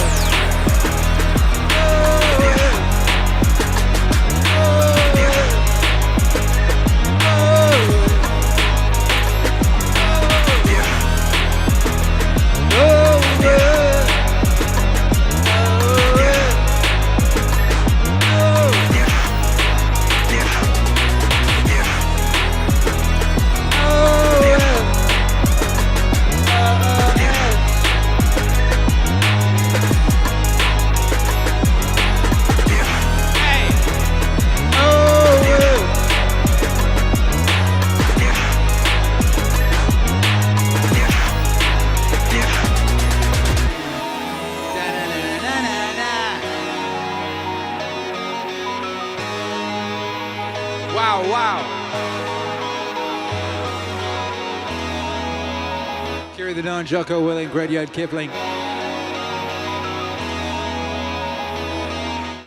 If that's not one of the best records of all time, I don't know what is. Are you fucking kidding me, or what? Or what? Thank you for the super chat size. Mason, 19 months of Mason. Imagine that at level 2 like a warrior. Says, you! All the beautiful souls, so don't doubt yourselves. Let's go! For many years to come. It's nice, isn't it? 2076 says How I Made Meaningwave. Steal the Culture. The Will to Win. Those are 3 great records. Yes, they are. I like what you've done with the emoji arrangement there. That's good emoji arrangement.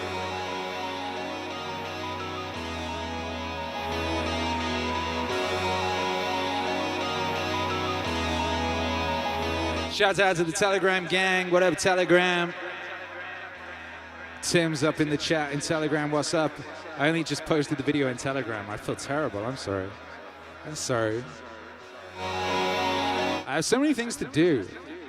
I kind of forget that I run a record label. You know what I mean? I don't just make all the songs and make the videos and make the artwork and upload all the music and do all the metadata and fucking fill in all the publishing forms and negotiate all the deals with the relevant people and do all the publicity and do the live stream and all the fucking... I run the record label. I didn't even fucking mention. It was done... it was done quietly. But the record label is now Meaningwave. Did you know that? The record label is now Meaningwave. I'm no longer releasing records on Living in the Future. Well, I mean, I will. I'll release some things I might still release on Living in the Future. But I'm releasing Meaningwave records on Meaningwave. Kind of makes sense, don't you think? Don't you think? Make some noise for Meaningwave Records! Meaningwave, the record company. It's a great record company, and I am the boss of that record company. Come on! Dan L. says, give me something I can bop my head to. Can't you bop your head to this? I'm pretty sure you could. Try it. I sure know what you mean on the head bop. Head bop requires possibly 3 BPM more. We're on 87 right now. Head bop territory is around 90 BPM. I think we're moving in that direction. I think you'll get what you want.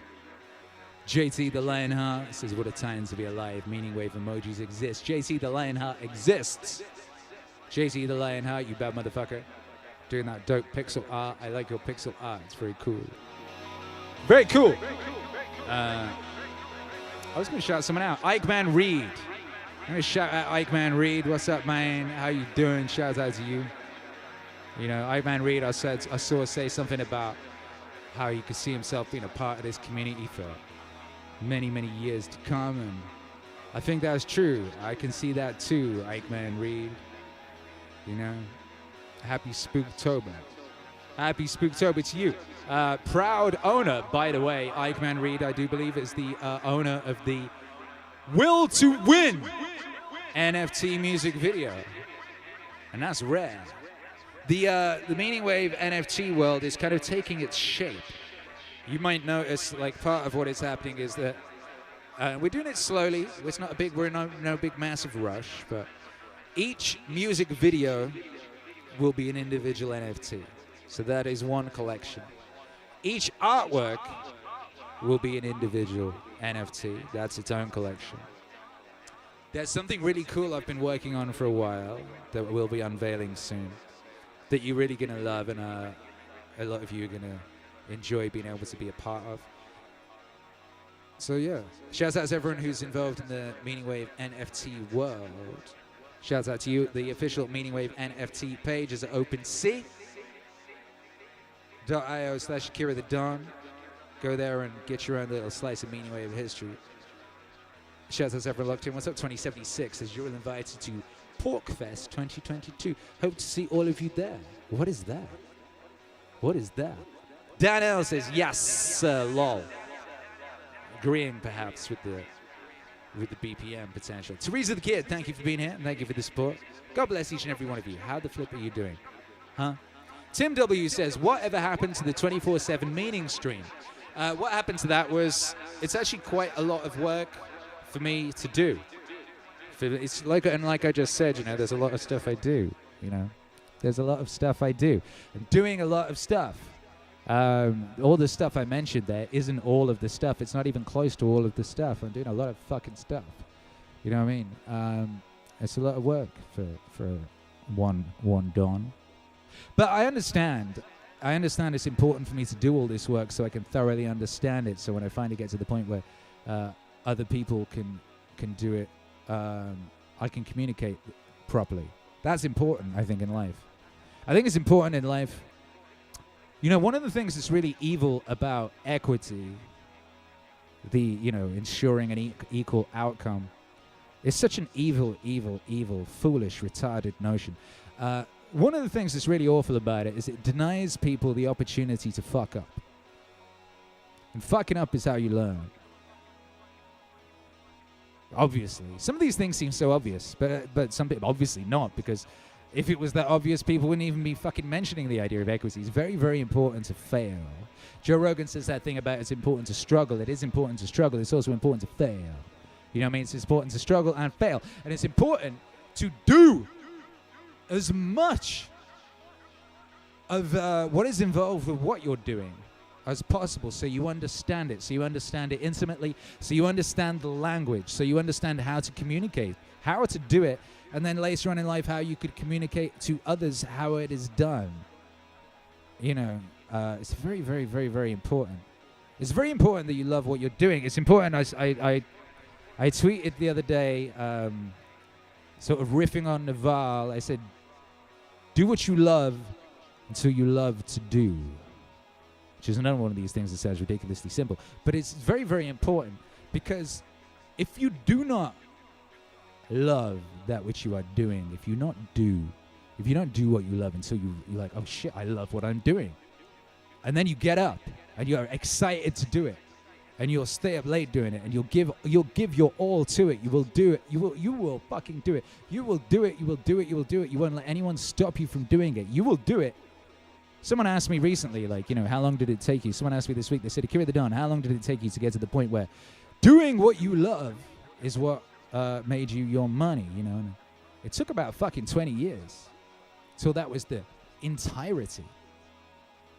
I had a little moment when I had my first record deal, and I had about 12 months worth of money, but that doesn't last long, you know? And soon I was having to do other side hustles and things. And it took 20 years to get to the point where doing what I love was the thing that supported my family completely.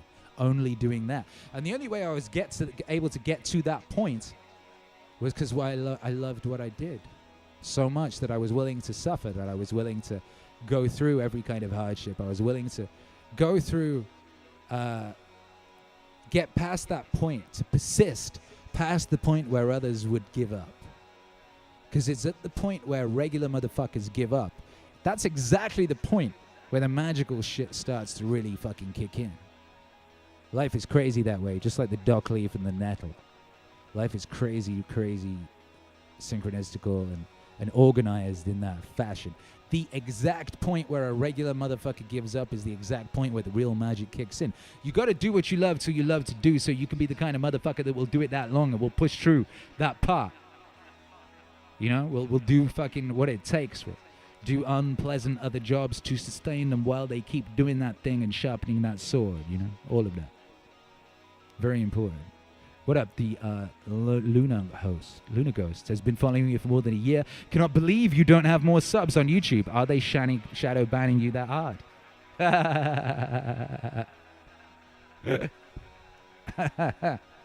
I'll tell you this, right? I'll tell you this. I mean, it was funny. I've mentioned this before. There was a point where we were growing exponentially on YouTube, but it was very visible in the back end. We're like the graph is like this highly ascendant mountain. And one day, it's like someone flicked a switch and it just went poof, and it just dropped just one day, and it sort of grew very slowly, and then it happened again. You know, they keep doing that, and it is whatever it is. I tell you this: we have we have an amazing engagement. We put out a video, and that thing will have like as many comments and the likes as it does views for like the first day or whatever. You know what I mean? Like.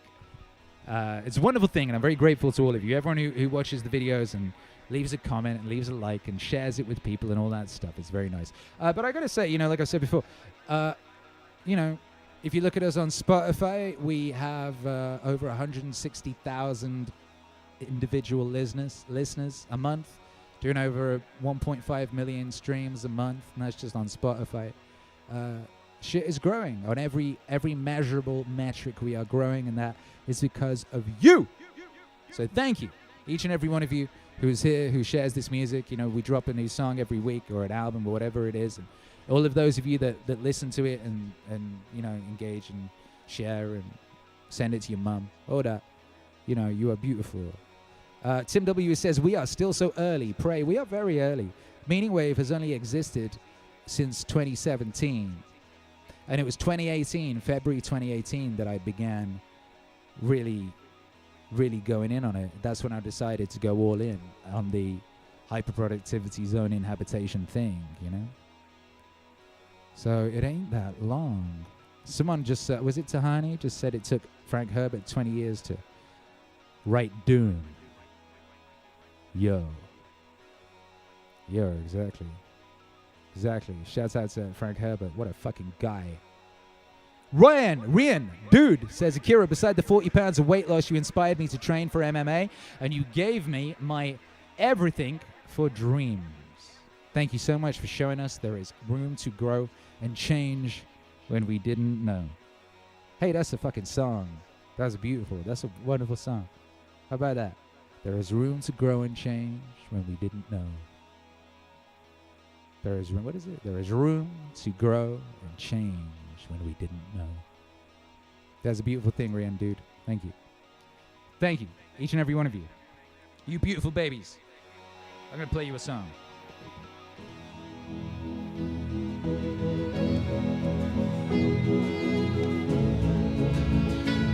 This is a song about leverage. Fortunes require leverage. Business leverage comes from capital, people, and products, with no marginal cost of replication. Come on! Give me a lever long enough and a place to stand, and I will move the earth. Give me a lever long enough and a place to stand, and I will move the earth. Give me a lever long enough and a place to stand, and I will move the earth. Give me a lever long enough and a place to stand, and I will move the earth. Leverage is critical. Fact. Leverage is when we use a seesaw or a lever. We understand how that works physically. But I think what our brains aren't really well evolved to comprehend is how much leverage is possible in modern society and what the newest forms of leverage are. The oldest form of leverage is labor, which is people working for you. So instead of me lifting rocks, I can have 10 people lift rocks. Then just by my guidance and where the rock should go, a lot more rocks get moved than I could do myself. Everybody understands this because we're evolved to understand the form of leverage. Give me a lever long enough and a place to stand, lever long enough and a place to stand, and I will move the earth. Give me a lever long enough and a place to stand, and I will move the earth. Give me a lever long enough and a place to stand, and I will move the earth. And so what happens is society overvalues labor as a form of leverage. This is why your parents are impressed when you get a promotion and you have lots of people working underneath you. This is why when a lot of naive people, when you tell them about your company, they'll say how many people work there. They'll use that as a way to establish credibility. They're trying to measure how much leverage and impact you actually have. We just automatically assume that more people is better. But I would argue that this is the worst form of leverage that you could possibly use. Managing other people is incredibly messy. It requires tremendous leadership skills. You're one short hop from a mutiny or getting eaten or torn apart by the mob. It's incredibly competed over. Entire civilizations have been destroyed over this fight. For example, communism, Marxism is all about the battle between capital and labor. Das Kapital und das Labor, right? So it's kind of a trap. So you really want to stay out of labor-based leverage. You want the minimum amount of people working with you that are going to allow you to use the other forms of leverage, which are much more interesting. Give me a lever long enough and a place to stand, and I will move the earth. Give me a lever long enough and a place to stand, and I will move the earth. Give me a lever long enough and a place to stand, and I will move the earth. Give me a lever long enough and a place to stand, and I will move the earth. Oh shoot! Shouts out to Young Hercules on the visuals. Young Hercules in the house, make some noise, drop some diamonds in the chat. Oh, there you go, we got diamonds in the chat.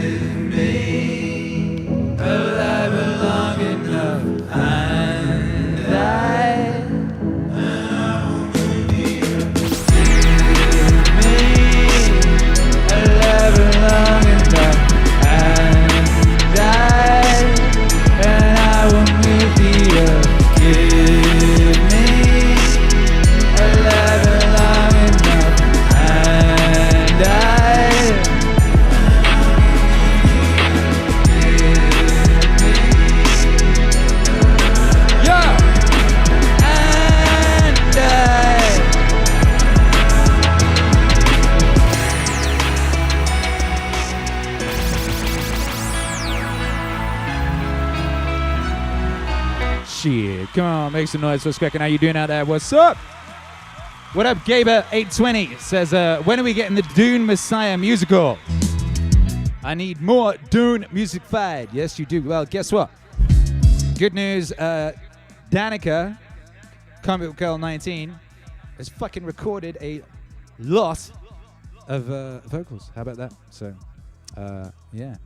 Yeah, I don't want to talk too much about it. I don't like talking too much about stuff that hasn't happened yet, but I can tell you that, like, we on the march. We on the march. Tip of the spear. We in here. What? You know what I mean? What's up, Oddman Gaming? How are you doing, baby? Good to see you. Says tarantulas. Exactly, I agree. Tarantulas. Dan L says, how is Texas treating you? Everything good? Oh, shit. I have not been in Texas for 6 months. I am in exile in Mexico, actually. That's where I am. I'm in exile in Mexico. I'm currently broadcasting from a little casa, a little one-room little place that I've turned into a studio, that I've rented, turned into a studio. I got lizards in here. I got 2 lizards. I got to name the second lizard. The first one's called Jocko. It's got a homeboy now. I got a little fluorescent orange one. He just hangs out just over there. See, let me see if he's there now. He's not there now, but keep an eye out. You might see him.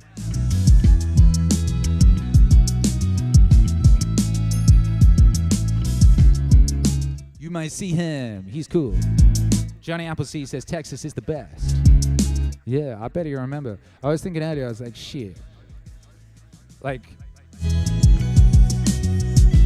Popman says, I can't wear my Texadus shirt. Why not? You should wear your Texadus shirt. That's representative of an incredible piece of Meaningwave history right there. You should definitely wear that. I would wear mine if I had one on me.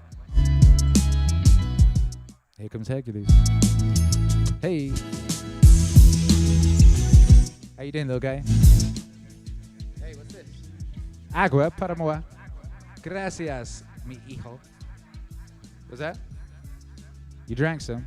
Oh, good for you. Water is good for you. I'm glad you did. Hercules, how was it? Do you want to say do you want to come say hi? No? Okay. Hercules went to jiu-jitsu today. He had a good time. Mwah, love you too. He had a great time at jiu-jitsu. Came back very hype, very excited, you know.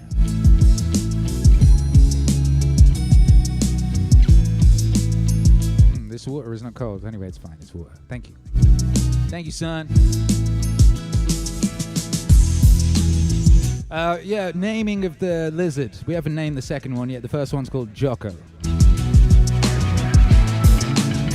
I was talking with Mark Watts, Alan's son, yesterday. He said you should have called them Alan and Terence. I laughed. It was a good name. Hey, what's up, Superconductor? Thank you for the support, Miss Superconductor, you beautiful thing. Hey, what up, Gaber820? Says, thank you for the support. Says, when are we going to get the Dune Messiah musical? I need more Dune musical-fied. Oh, I read that, and I already said, hey! Thank you again, Miss Superconductor. This is Leverage.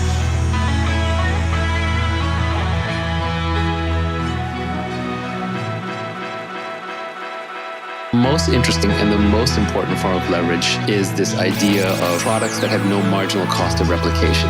This is the new form of leverage. This is only invented in the last few hundred years. It got started with the printing press. It accelerated broadcast media, and now it's really blown up with the internet and with code. So now you can multiply your efforts without having to involve other humans and without needing money from other humans. This song is a form of leverage. This album is a form of leverage. Long ago, I would have had to sit in a lecture hall and lecture each of you personally, and I would have maybe reached a few hundred people, and that would have been that. Facts. 30 years ago, I would have to be lucky to get on TV, which is somebody else's leverage. They would have distorted the message, they would have taken the economics out of it or charged me for it. They would muddle the message, and I would have been lucky to get that form of leverage. But today, thanks to the internet, I can buy a cheap microphone, hook it up to a laptop or an iPad, and there you are. We're all listening. Hey! This is leverage. This is leverage. This is leverage. There you are. There you are. All listening. This is leverage. This is leverage. This is leverage. There you are. This newest form of leverage is where all the new fortunes are made. All the new billionaires. Last generation fortunes were made by capital, but the new generation fortunes are all made through code or media.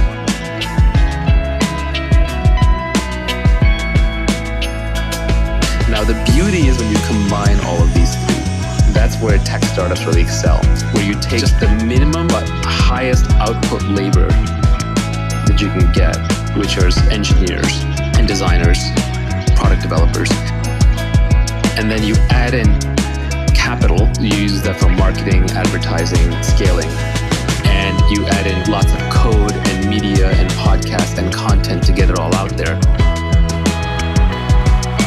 That is a magic combination, and that's why you see technology startups explode out of nowhere, use massive leverage, and just make huge outsized returns.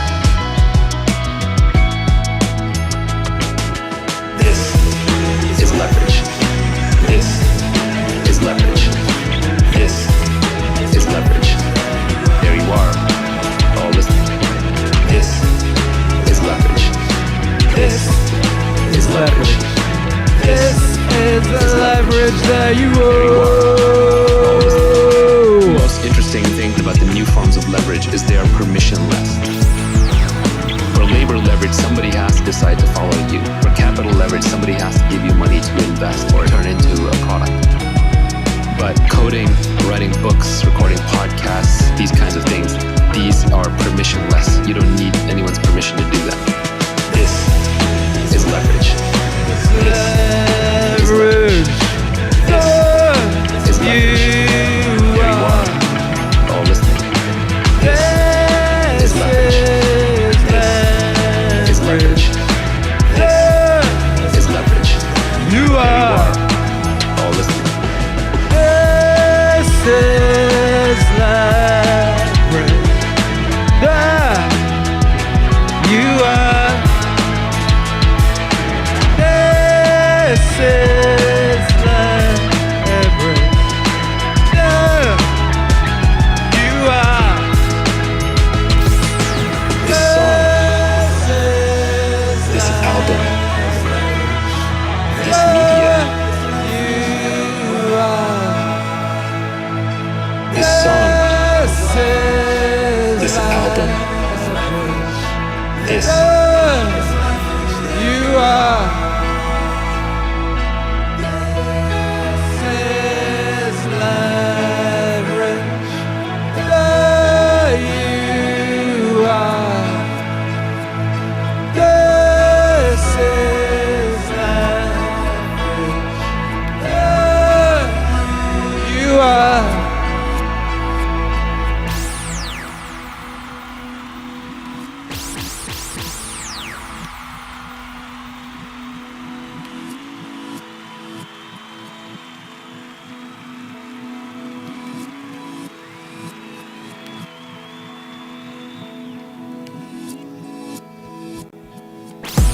Why would I put my job on the line to have an opinion? I know why. Because the ability to speak your truth is the bulwark against hell. And losing your job? That's nothing. That's nothing compared to where things can go when they go badly. For me, it was just preventative. It's like, this isn't going in a good direction. Oh, should you take a risk? It's like, you don't have that choice. You're silent, that's a risk. Now, most people don't understand the risks of silence. I happen to understand the risks of silence because I've been studying them for 40 years. It's my language. I'll take responsibility for what I say. I'm not saying your words. It's my language. I'll take responsibility for what I say. I'm not saying your words. I know where corruption of speech leads. And I'm not going there. And you know, one of the things I tried to learn when I was taking apart what happened in Auschwitz and trying to put myself in the position of an Auschwitz camp guard, which, by the way, you can do if you use your imagination. And I wouldn't call it exactly the world's most pleasant meditative experience.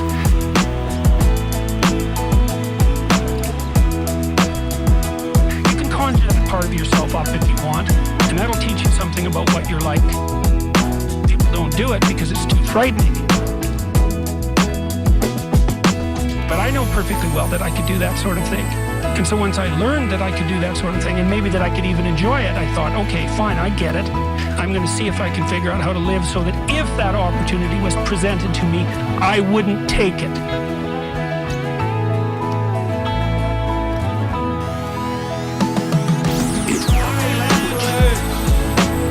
Take responsibility for what I say.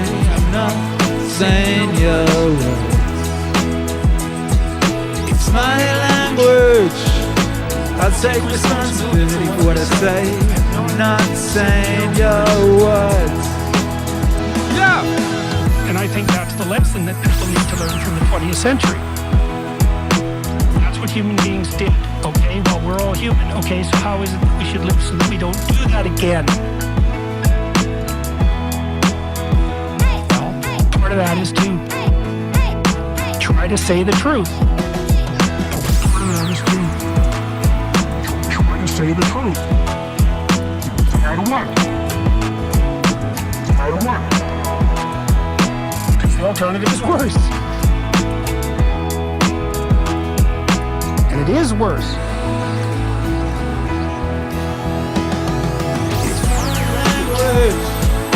I'll I'll take responsibility for what I say. I'm not saying your words.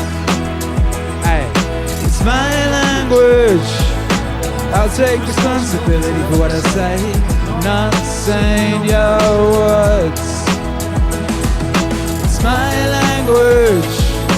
I'll take responsibility for what I say. I'm not saying your words. It's my language. I'll take responsibility for what I say. I'm not saying your words.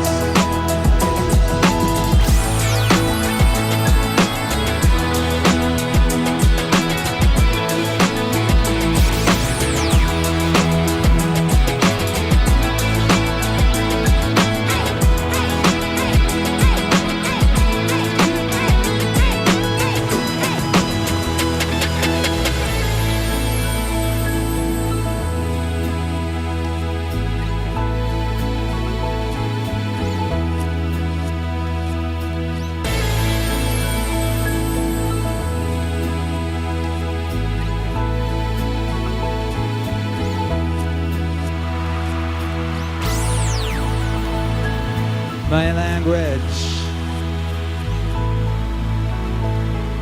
That's a rough mix of a new song from Jordan B. Peterson and Akira The Don from the forthcoming album. JBP Wave season is incoming, baby, you already know.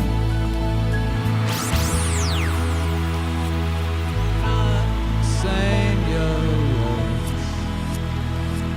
It's my language. I'll take responsibility for what I say. I'm not saying your words. It's my language. I'll take responsibility for what I say. I'm not saying your words.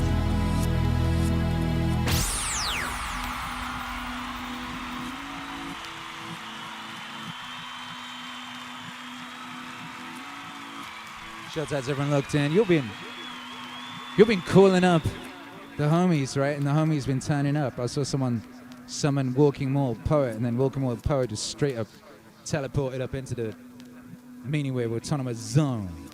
And then he dropped off a $5 super chat at the door and said, "The poetic waves of meaning." As he entered like that. What's the noise? Remember Nightcrawler in our old X-Men comics when he used to pop up in a place, teleport in, he'd say, "Bam."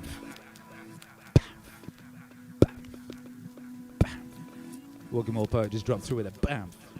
Who else got teleported up in here tonight? It was 2076 teleported in. Shouts out to the crew. What up, Ill Inc? Been here for 7 months. Chilling like a super villain. Says, I vote for the second lizard's name to be Peanut Butter. Then you can call him Peanut Butter PB&J. Hey. Hey, Pixie. What up, Pixie? Thank you for the NC1699. Says, no more YouTube parties, only Meaningwave parties. Bring it. Meaningwave is superior. Meaningwave is superior Sonics. I don't know why I ever fucking bother playing anyone else's shit. Hey, look, we're on 207 likes. Look at us.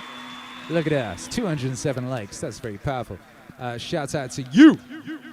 D-Man says, I summon Cosmic Kangaroo. That's a very good point. What time is it in Australia?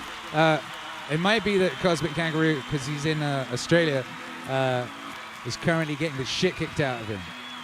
Could be that. I keep checking in with my Australian homies, and like they're having all sorts of problems. Let me see if anything's happened in the past 10 minutes. Like, shit going crazy over there. They got an absolute fucking psychopath making TV addresses.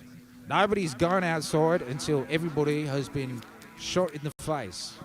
Now, what is this guy talking about? No one is leaving their bedroom until everybody has personally sent me a little letter saying that they've been a good boy today. You've got to send me a personalised letter saying that you have been a very good boy and you have watched your neighbours in home and away and you've popped many shrimps on many boats. No! I can't do the voice. I've got a terrible Australian accent. That guy's fucking creepy. Shouts out to y'all suffering creepy weirdos. I mean, there's creepy weirdos everywhere, baby. There always have been. They're emboldened right now, but they will find out soon enough. They will find out soon enough. Don't you fucking worry about that. Yo, that's crazy. What? Yo. I got a group chat with a bunch of Australians on my Telegram, and they just tell me what's going on every day. Fuck. Alright, I'm going to read that. Did you know? I don't know if you noticed. Actually, maybe you didn't. If you've got a YouTube channel, on the back end, they've announced this thing. They always announce these fucking creepy things under the guise of their other creepy things. They're like, hey, be more inclusive. You can now have live transcription on your streams. I'm like, yeah, I know you got that tech. I know you've been doing that for a long time. That's why if you say certain words, your stream gets shut down. They're like, hey, enjoy our creepy new tech under the guise of inclusivity. Yo, that shit is not going to work for much longer, YouTube. You better rinse that. Insight of the Ages says, killer accent spot on. The revolution is nigh. Love you, brother. We are one. I appreciate you, but I mean, I'd have to leave it to the Aussies to cast judgment on the accent. I'm better at other things. I know that much. I know there are other things I'm better than Australian accents, but so much love to my Australian brothers and sisters out there, and so much love to everybody out there. Obviously, all the time. But we love you. We're here for you. You are stronger than you think. And you probably think you're pretty strong, because you are, but you're even stronger than that, you know? So don't you worry, baby. You got this. Hey! You know, baby, what this shit is. You know what this is. And so that's kind of where I'm at, man. You know, my relationships have gotten better these days. I'm so close to my brother these days, like it's wild. And I've met like a couple of the greatest people I've ever met, like through AA. I've learned unconditional love and things like that. Not things that I'm able to practice yet, but at least for the first time in my life, I'm aware of some of these things. And more will be revealed, man. That's what they say in that program. More will be revealed. And you can develop a relationship with a higher power. You can do what you want. They got coffee. They got shitty cookies. Shouts out to them shitty cookies. Trap house, but where people get together to share good time. Real time. I'm so excited, man. I get to go home. I got 5 nieces and nephews today that love me. And even if they don't, I get to watch like my siblings be parents. I get to watch my siblings love their children in a way that we never got to experience. And I'm awake for that. And that's cool, man. That for me, man, this shit is a hey, this shit is a ride, bro. This shit is a ride, bro. And that's cool, man. That's cool, man. That for me, man, this shit is a this shit is a ride, bro. This shit is a ride, bro. Come on. Sometimes they say, you're not supposed to talk about sobriety in a public forum and stuff like that, but whatever, man. I've never been somebody to follow really the rules, I don't think. Sometimes that's good and sometimes that's bad. And I'm grateful, man. I'm grateful to the group of people that I get to be a part of now, even in my own shows. At our shows, we get to do that. And I feel like we're going to do a lot of cool stuff in the coming year to help others. And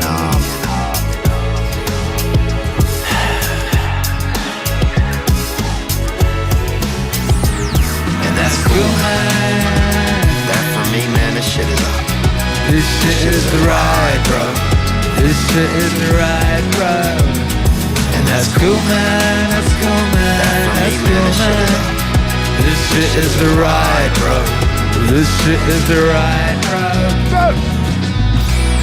And again, if you partying, you drinking, you getting fucked up, if I'm at your house, you're doing coke, I don't care, that's fine. If y'all shooting up, I'm leaving, bro. Okay? If you fucking wrote haystack on your arm and you fucking needling yourself, I'm daddy. But if you guys, your cousins on fucking 9 Tylenol and y'all blowing a blunt in the G-Roz, bro, I'm fine. know, I don't care if you drink, I don't care if you fucking, you know, pour meth down your fucking stepdad's, you know, esophagus. Okay. You can do whatever. You don't have to adjust any of your life for me, anything like that. There's nothing you have to be weird around these kind of people. And that's cool, man. That's cool, man. That for me, man, this shit is This shit is a ride, bro. Hey. And that's cool, man. That for That's me, man, cool, this shit is This shit is a ride, bro.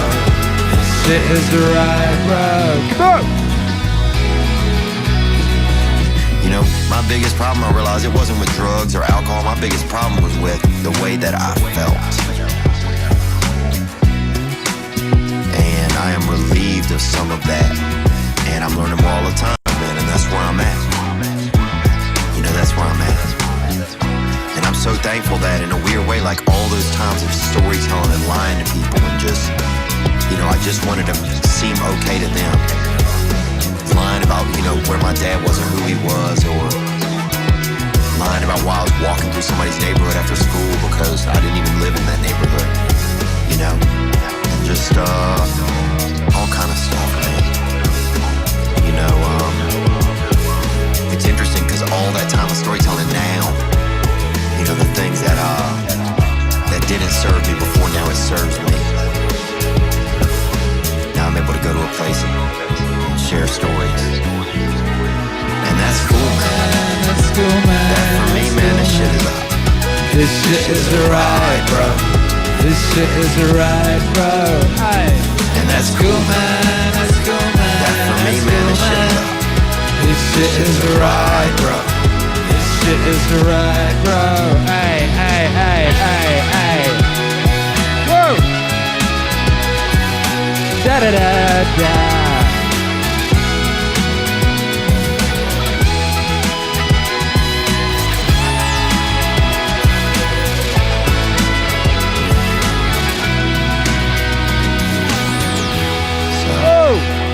I think, you know, God works in mysterious ways, man. And also in unmysterious ways. But also in way motherfucking mysterious ways.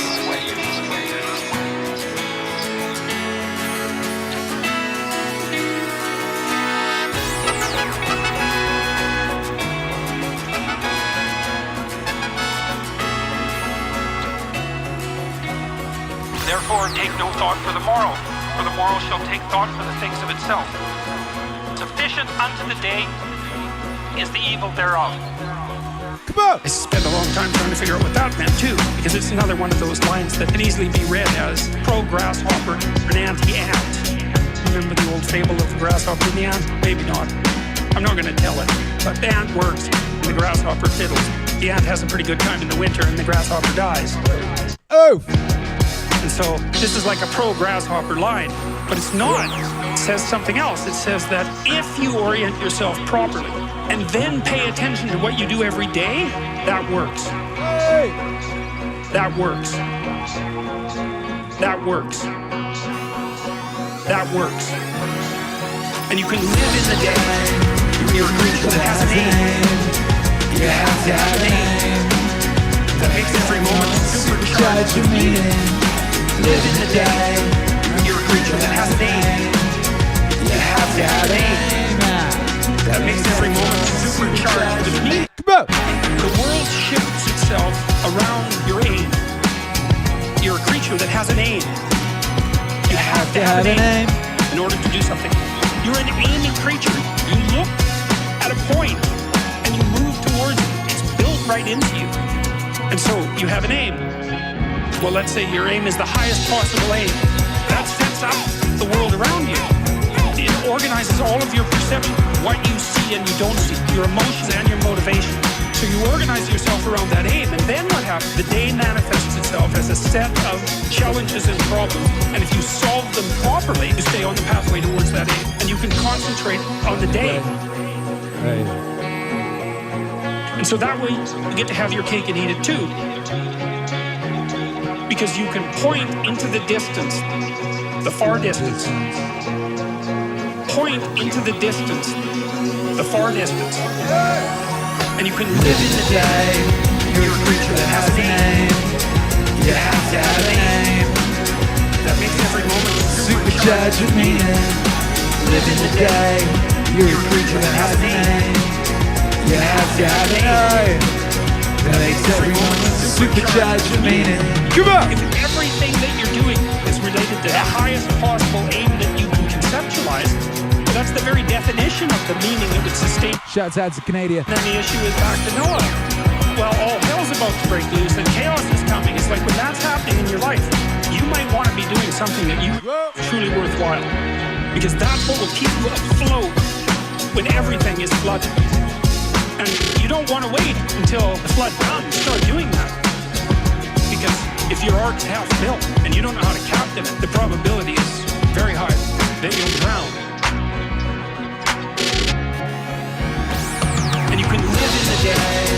You're a creature that has a name.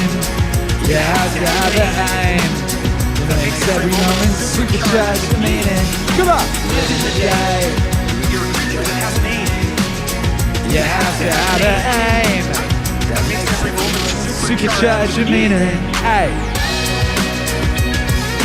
Whoa!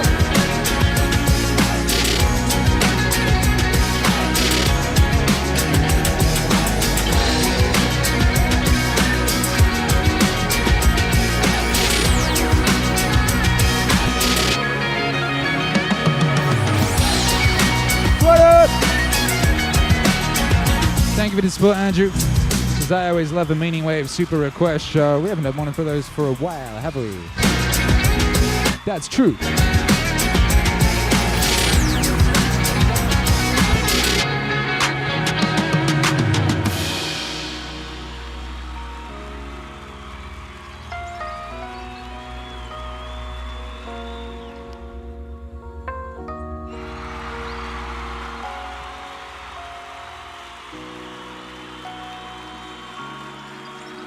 Take this kiss upon the brow, and in parting from you now, thus much let me avow. You are not wrong who deem that my days have been a dream. Yet if hope has flown away, in a night or in a day, in a vision or in none, is it there for the less gone?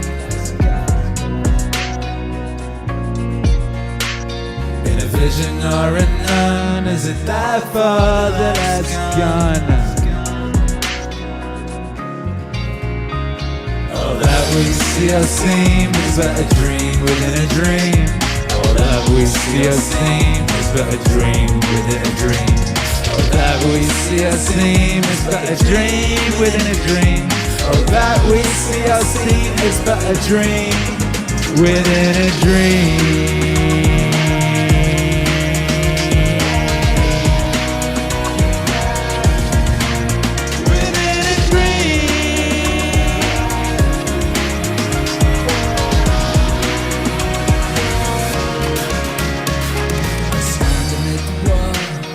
Self-tormented shore, and I hold it in my hand, grains of the golden sand. Have you yet had it creep through my fingers to the deep? While I weep, while I weep. Oh God, I cannot grasp them with a tighter clasp. Oh God, I cannot save one from the pitiless wave.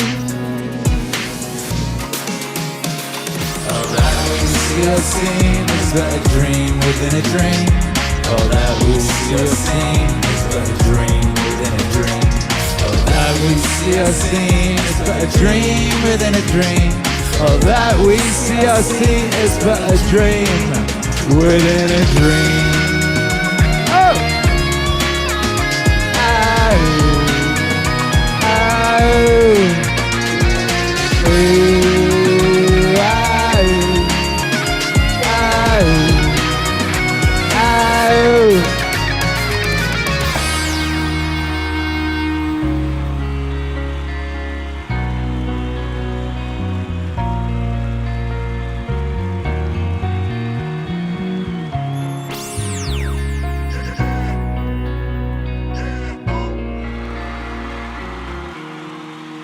Shout out to Edgar Allan Poe. We squander our time with the death of 1,000 cuts.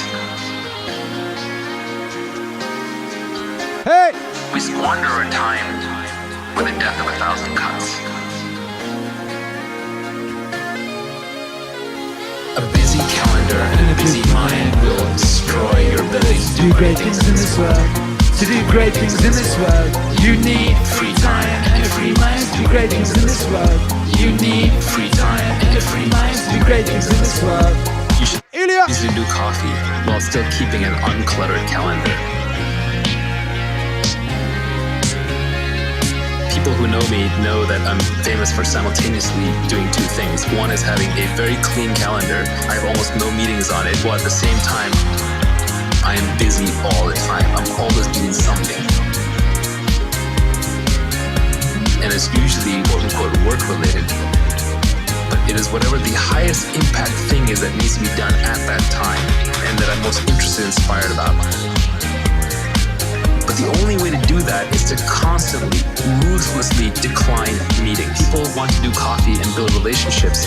That's fine early in your career when you're still exploring, but later in your career when exploiting and there are more things coming at you than you have time for, you have to ruthlessly cut meetings out of your life. If someone wants to do a meeting, see if you can do it with a phone call instead. If they want to do a phone call, see if they can do it with an email instead.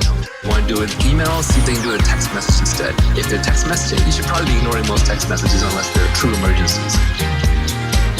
One has to be ruthless about dodging meetings. When you do meetings, do walking meetings, do standing meetings, keep them short, keep them actionable, keep them small. Any meeting with 8 people that sit around a conference table, nothing is getting done in that meeting. You're literally just dying 1 hour at a time.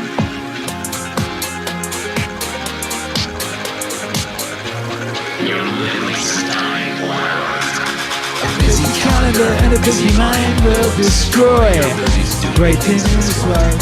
To do great things in this world, you need free time and a free mind to do great things in this world. You need free time and a free mind to do great things in this world. A busy calendar and a busy mind will destroy your ability to do great things in this world. To do great things in this world, you need free time and a free mind to do great things in this world.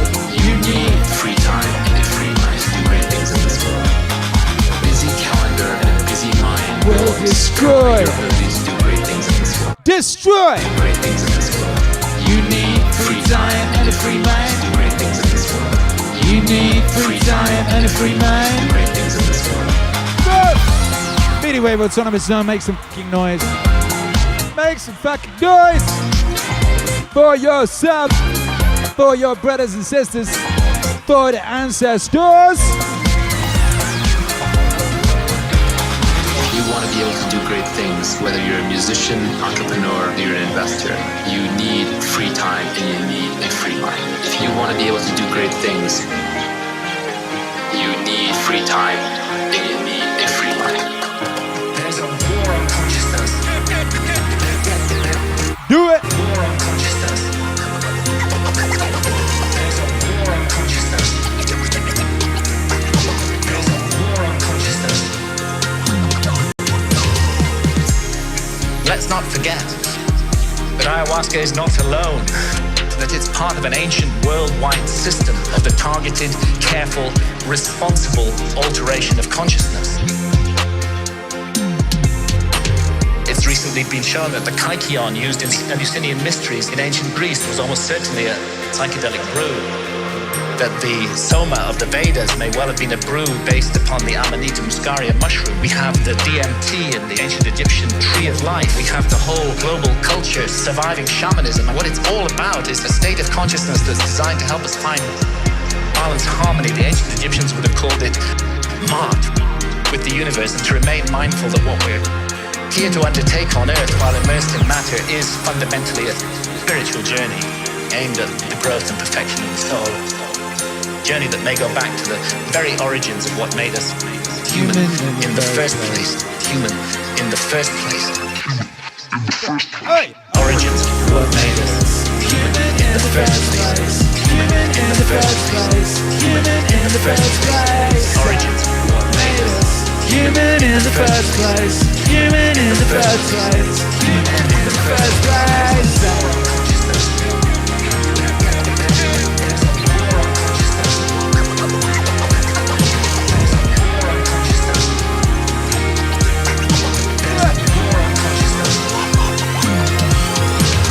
And I stand here invoking the hard-won right of freedom of speech, to call for and demand another right to be recognized, and that is the right of adult sovereignty over consciousness. War on consciousness in our society. And if we as adults are not allowed to make sovereign decisions about what to experience with our own consciousness while doing no harm to others, including the decision to use responsibly ancient and sacred visionary plants, then we cannot claim to be free in any way, and it's useless for our society to go around the world imposing our form of democracy on others while we nourish this rot at the heart of society and we do not allow individual consciousness. It may even be denying ourselves the next vital step in our own evolution by allowing this state of affairs to continue, and who knows, perhaps our immortal destiny as well. Thank you.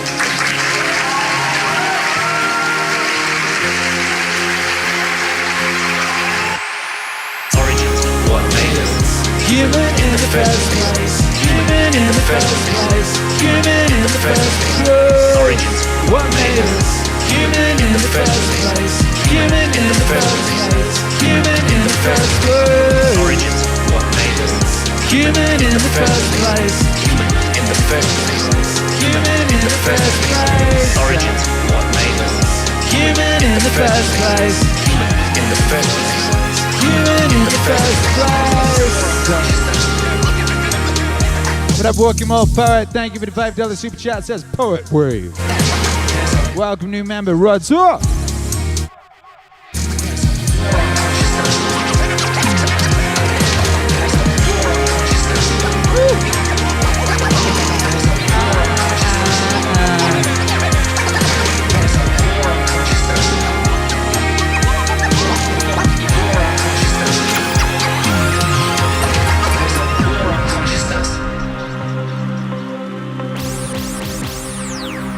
Sure.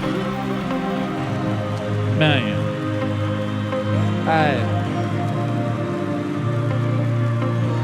Speed with which all of them vanish. Objects in the world and the memory of them inside. Of them inside. Speed with which all of them vanish. The objects in the world and the memory of them inside. Of them inside. And the real nature of the things our senses experience, especially those that entice us with pleasure or frighten us with pain, are loudly trumpeted by pride. Aye. To understand those things, how stupid, contemptible, grimy, decaying and dead they are. Aye, that's what our intellectual powers are for. Speed with which all of them vanish. The objects in the world and the memory of them inside. Of them inside. Speed with which all of them vanish. The objects in the world and the memory of them inside. Of them inside. To understand what those people really amount to, whose opinions and voices constitute fame, and what dying is. And if you look at it in the abstract and break down your imaginary ideas of it by logical analysis, you realize it's nothing but a process of nature, which only children can be scared of, and not just a process of nature, but a necessary one. Speed with which all of them vanish, objects to the world and the memory of them inside. Of them inside. Speed with which all of them vanish. the objects in the world, the memory of them in time, of them in time.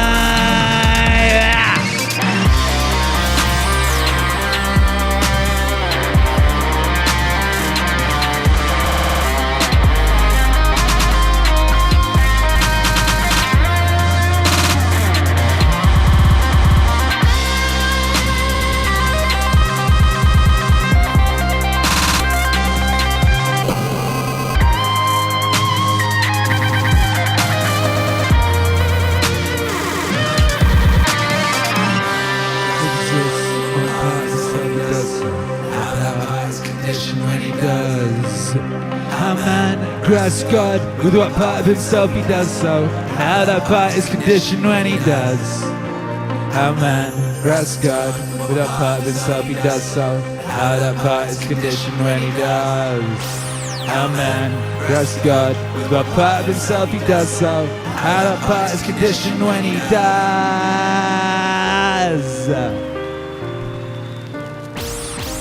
But anyway, what's on with some make some fucking noise. We got Feynman in the house. Oh, it's a beautiful day to be alive. Hey! It takes a lot of imagination. Heartbeat. Okay, so it takes a lot of imagination to talk about how you came up with the album. How did you come up with the idea to create an album from meditations? Yo, it was just very obviously what needed to be done. The text sang to me. I wanted to do it for a long time. I wanted to do it for the longest time. It was obvious to me that it was like a rap album. And I created MEANINGWAVE and created the avenue for an album like that to exist. Part 2 coming soon. It's interesting that some people find science so easy and others find it kind of dull and difficult. Especially kids, you know, some of them are just eat it up. And that's why it is. Akira The Don. So perhaps for all subjects, for instance, lots of people love music and I never could carry a tune. Carry a tune. I lose a great deal of pleasure out of that. And I think people lose a lot of pleasure who find science dull. In the case of science, I think that one of the things that make it very difficult, it takes a lot of imagination.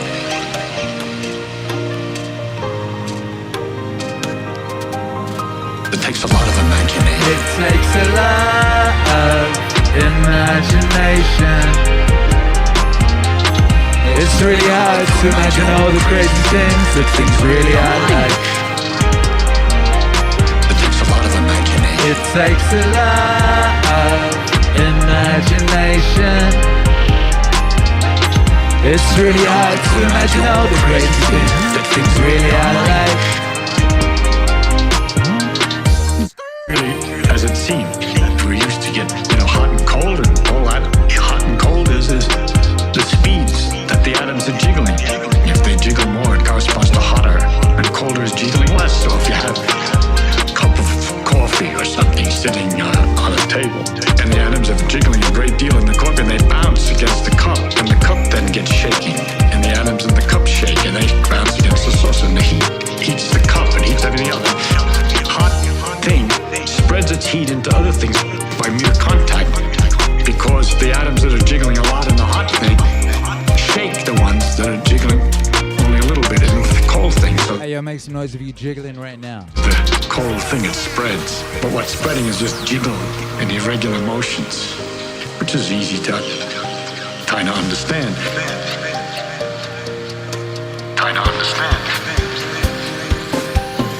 It takes a lot of imagination. It takes a lot of imagination.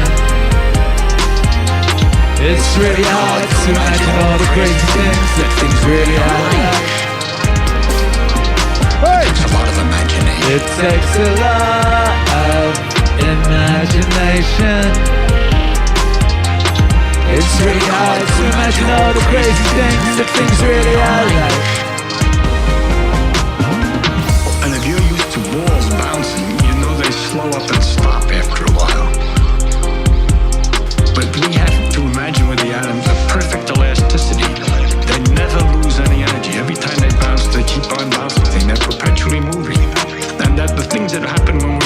thing loses energy. If a ball comes down and bounces, it shakes irregularly some of the atoms in the floor.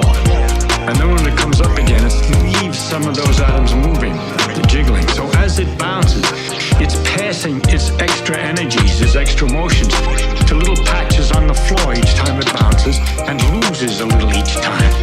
Until it settles down, we say, as if all the motion has stopped. But what's left is the floor is shaking more than it was before, and the atoms in the ball are shaking more than they were before. At the organized motion of all these atoms moving the same way, falling down, and the quiet floor is now transformed into a ball sitting on the ground. But all that emotion is still there in the form of the jiggling of the floor, which is a little bit warmer. But anybody who's hammered a great deal on something knows that it's true, that if you pound something, you can feel the temperature difference. It heats up. It heats up simply because you're jiggling. It takes a lot of imagination. It takes a lot of imagination. It's really hard to imagine all the crazy things that things really are like. Whoa! It takes a lot of imagination. It takes a lot of imagination. It's really hard to imagine all the crazy things that things really are like. Hey!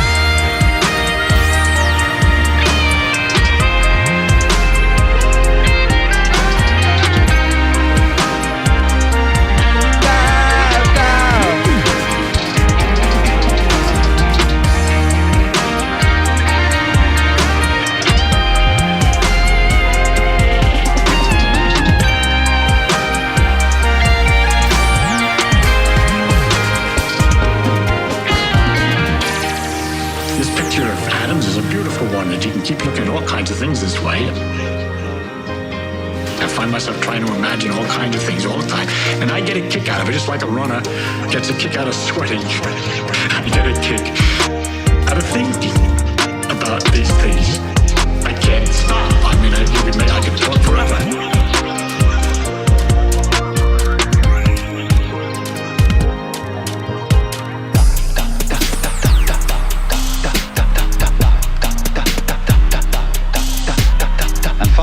Themselves that it's saying dada. It's not saying that. Pointing to thatness in everything. It's very important to see this, because everything is just that. That. Da. Aye. Da.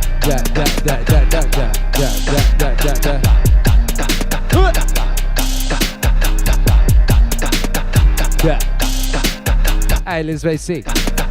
Place to be. Dankeschön. Gracias. Para la dinero. Synchronicity, imagination, insane beats and notes, sense and subtle sounds, beauty, peace, joy, smiles, mystery, love, truth. M-A-Z. I thought I was going to rhyme for a second. It was just beautiful. Hey.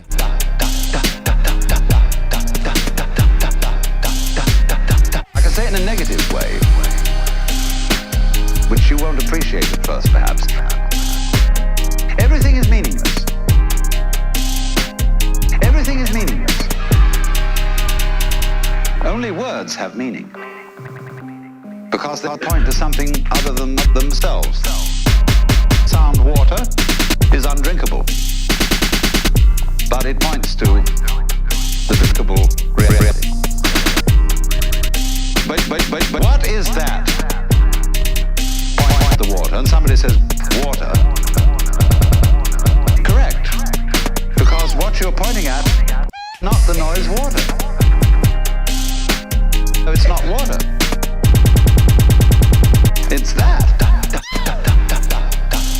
Come on. It's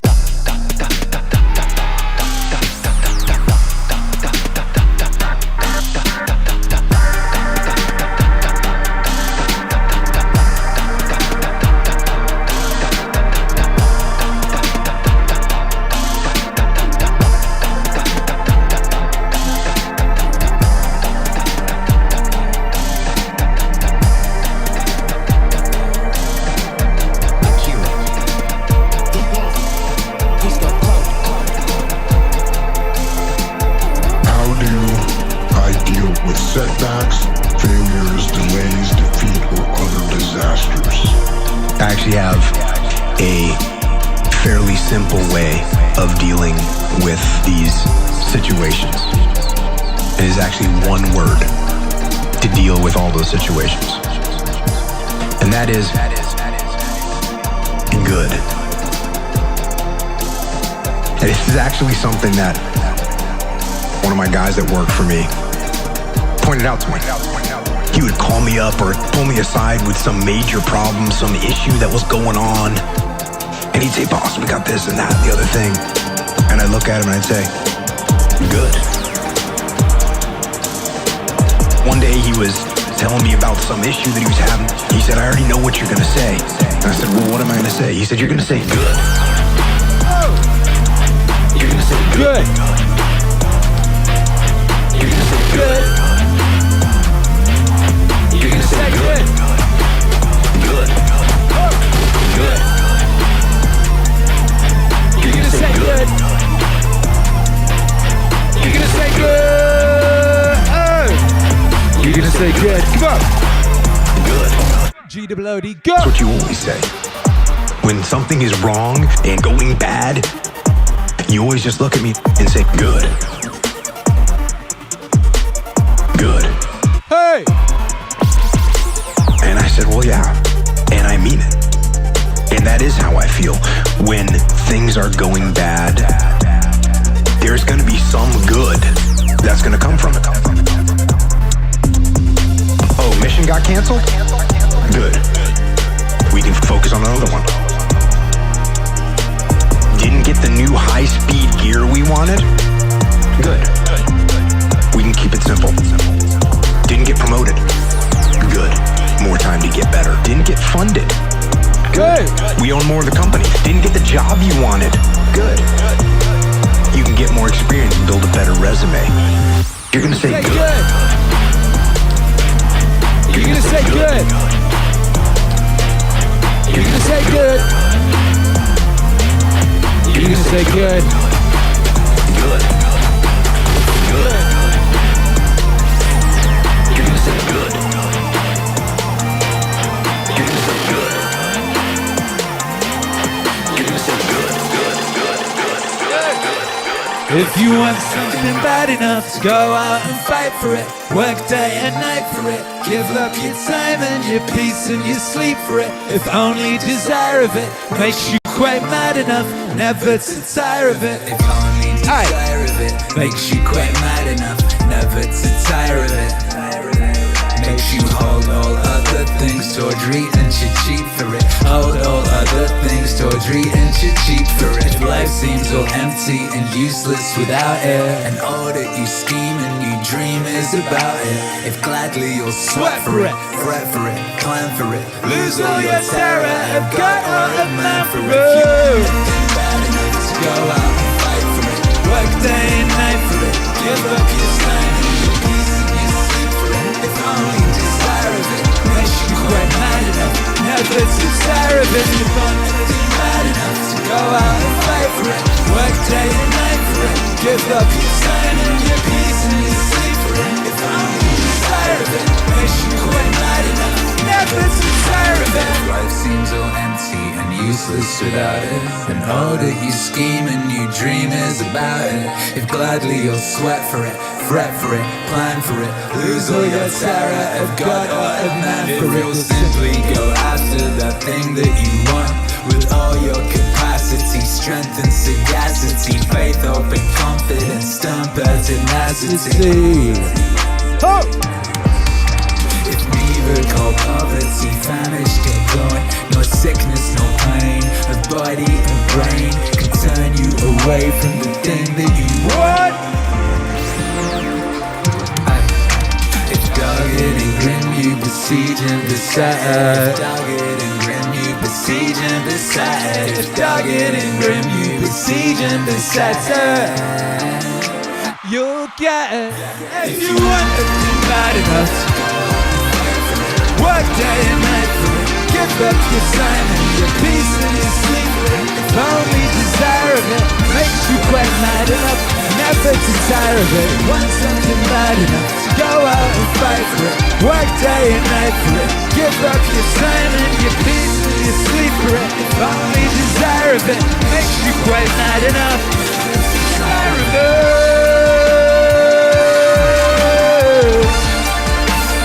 Nothing's desire of it. Hey. Nothing's desire of it.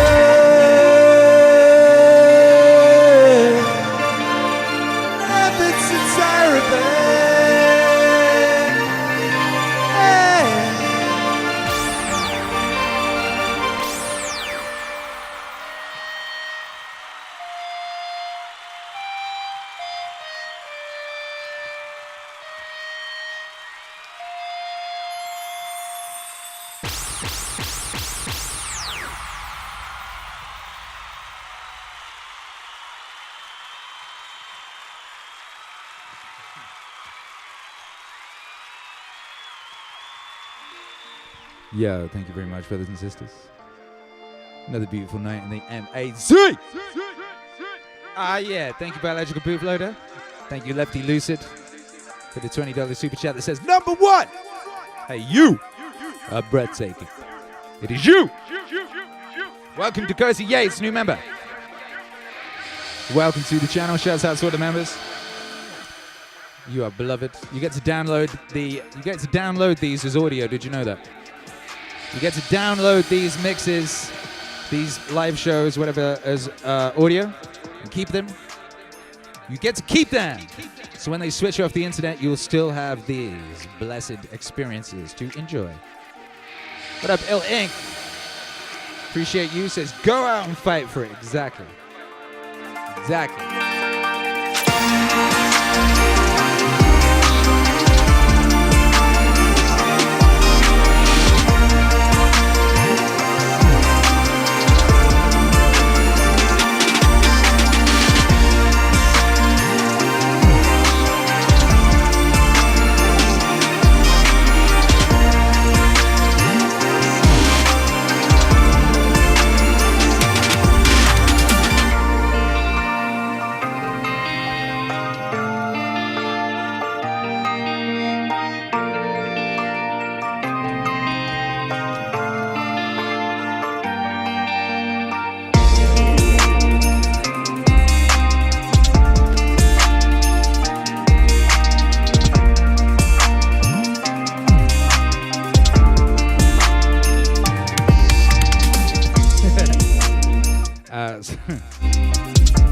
That's up. Appreciate you, Ilink. Ilink sent me a really epic letter because Ilink really liked that song and found it useful in her life.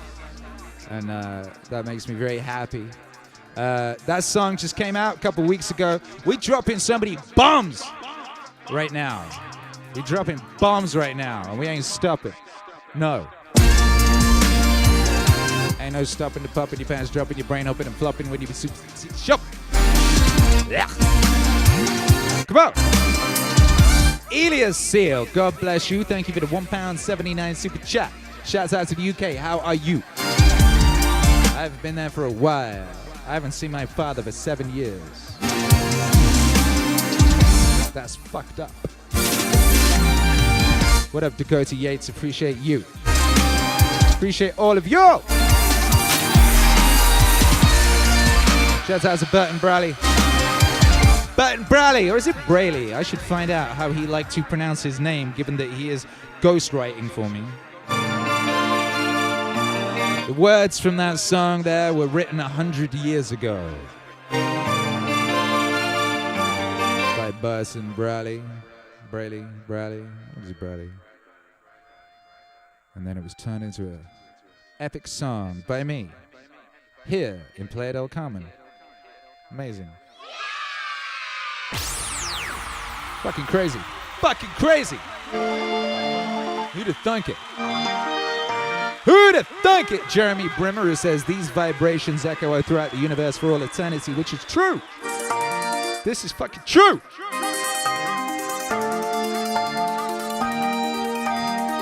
Rodsor says I ain't in the UK but Canada, and it is fucked up. Here but whatever. Hey! We're here baby. It's beautiful here right now. We are here right now. And it's a beautiful day to be alive, baby. Here with you, ain't no place I would rather be. By Jove, Eichmann Reed, what up? Eichmann Reed owns the NFT of that music video. What a legend. Ah. I think the artwork is still available in the artwork collection. I think. I could be wrong. Hey! If you want, go!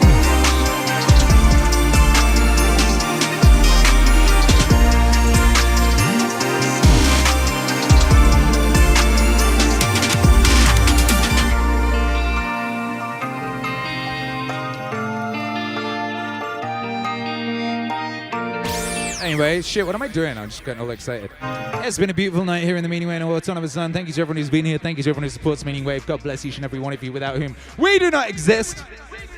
Dakota Yates, Elias Seal, Ill Inc., Lefty Lucid, Biological Bootloader, Liz Bay C, Harpreet Saha Oda, aka Artist of Data Science, Rod Saw, Walking Mall Poet, Andrew Komaromi, Insight at the Ages.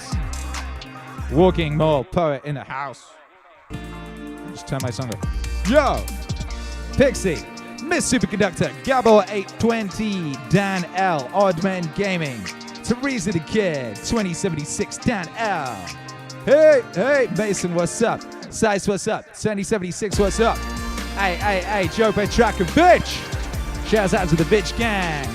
ITZ, ICZ, or H, either way. Leonardo Cleopas, what's up? Caroline H, what's up? Brian Hawkins, what's up? Matthew Lally, what's up?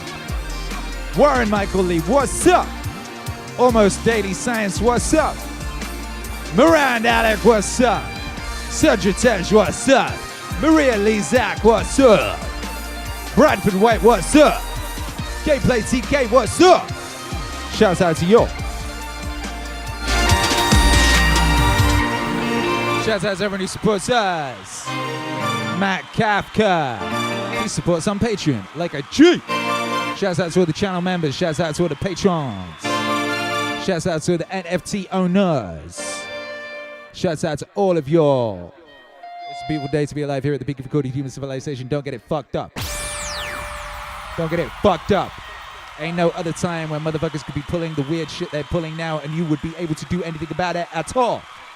However we can, or we shall. Fucking will. Yo. As always, if you want to support Meaning Wave, there's lots of things you can do. You go to meaningwave.com. Hey! It's beautiful over there. Go to meaningwave.com. I write blogs there. Did you know that? I write blogs. We got blogs. We got MERCH, aka Epic Clothing. We got Epic Clothing. We got donate links. We got a Venmo. We got a Cash Ass. We got a Bitcoin. We got an Ethereum. Meaningwave.com has all the information. We got NFT collections at Project OpenSea. Go there and see what you can see.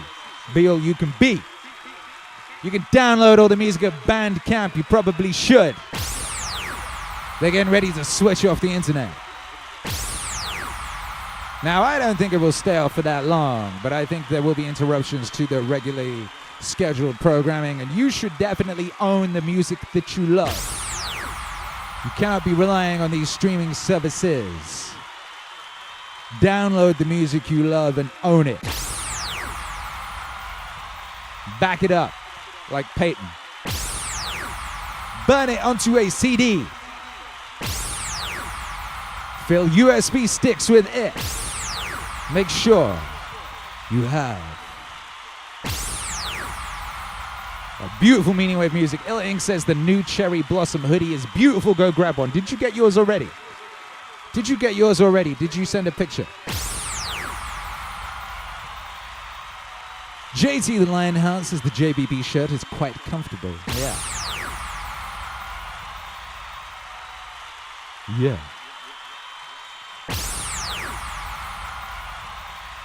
Superconductor says, I don't know what the context is.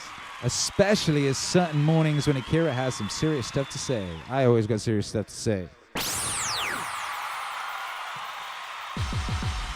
Eichmann Reed says, join my project to create a little MAZ virtual world. What is that? What project is that? Wow. Pew, pew, pew, says Johnny Appleseed, which is a very good point. Walking Wall Poet says, vinyl. That's right, vinyl coming soon. Vinyl coming soon. Cindy Betty says, the sweatshirts are cozy. Yes, they are. Yes, they are. Matt Kafka says, would love a buy all Meaningwave option. Where would that be? Would you love that on meaningwave.com? What, you want all of the shirts? Or do you mean on Bandcamp? Because there is one. Unless you mean, oh, no, there's a, just download the back catalog. Well, here's the thing, Matt Kafka. The Meaningwave catalog now makes up about 95% of the catalog. That's on Bandcamp. It's probably about 95%.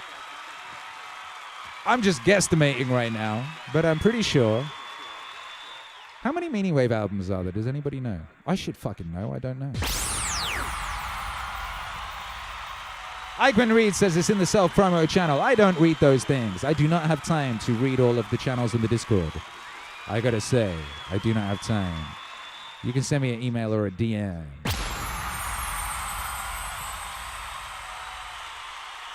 Hey!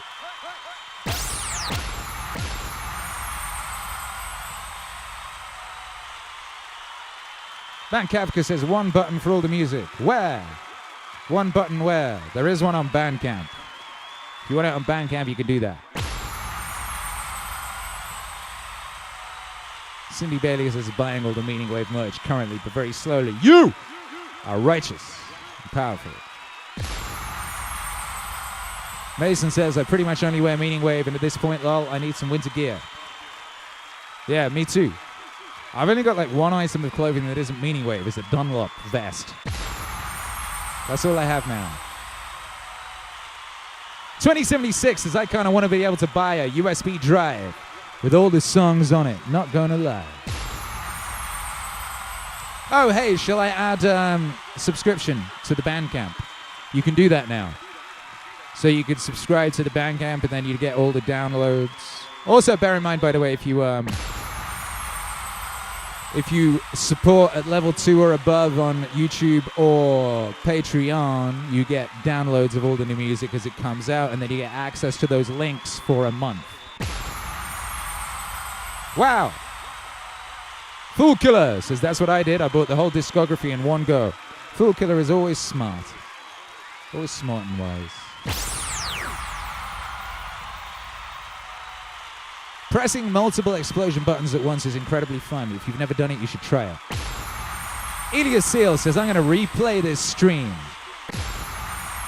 That's because you are smart and wise. I'm very glad that you're here. Thank you for being here.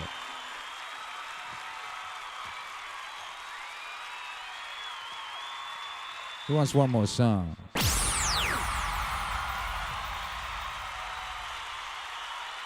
Shouts out to Peyton, she's skating. Back it up.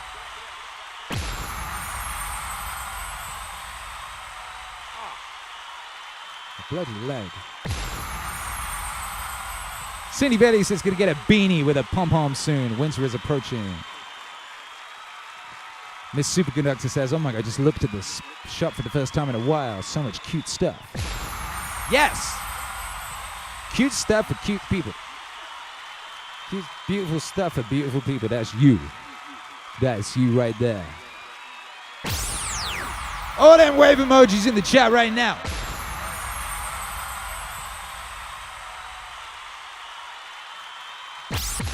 Shouts out to everyone who likes to listen to these to go to sleep. You are epic. Whoa!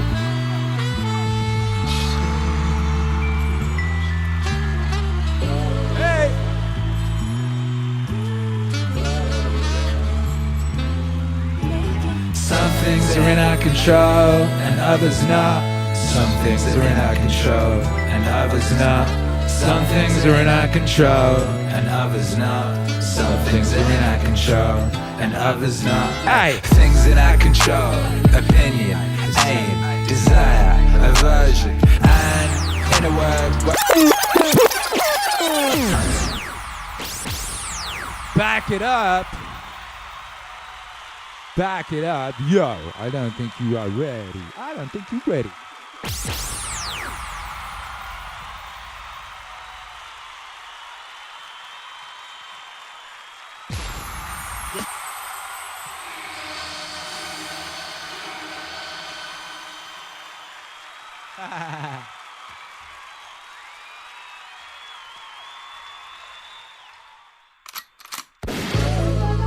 Woo!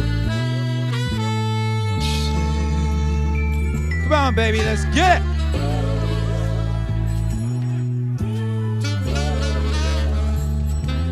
Hey, some things are in our control, and others not.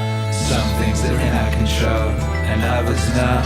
Some things are in our control, and others not. Some things are in our control, and others not. Hey, things in our control: opinion, aim, desire, aversion, and in a word, whatever our own actions. Things not in our control: body, property, reputation, command, and in a word, whatever are not our own actions.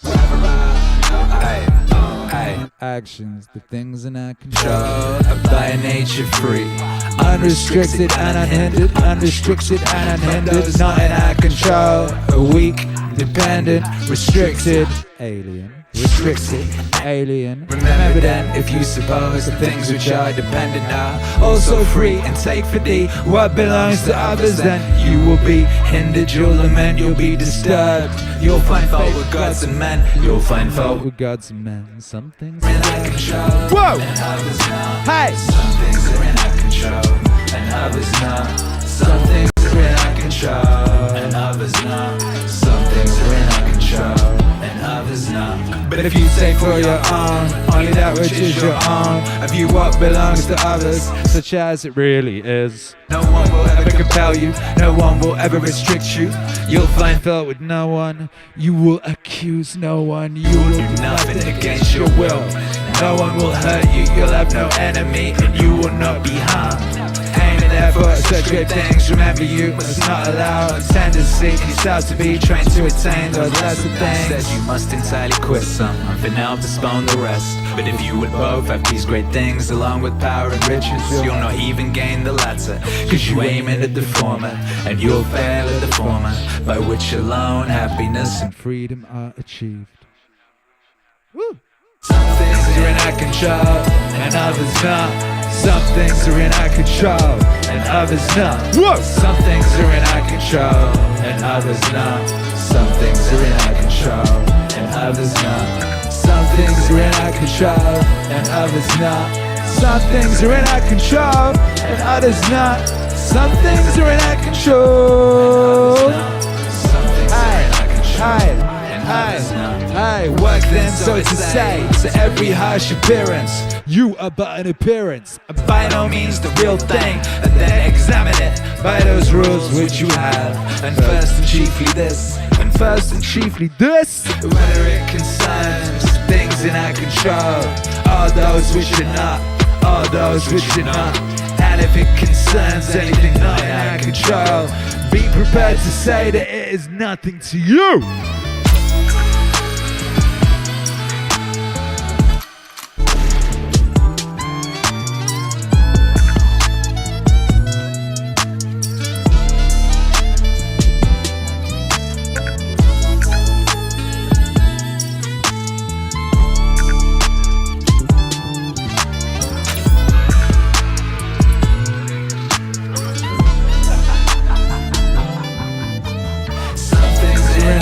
And others not.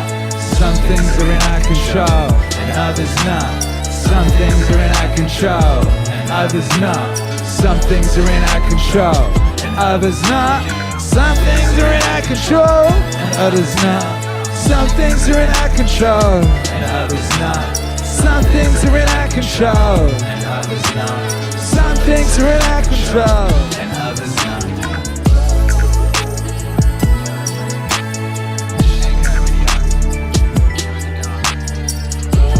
Woo!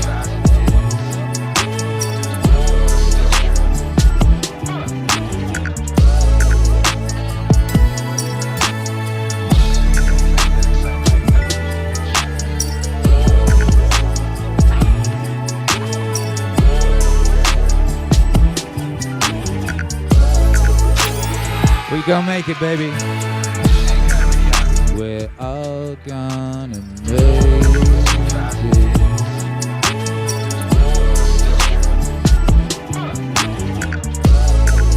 We're all gonna make it.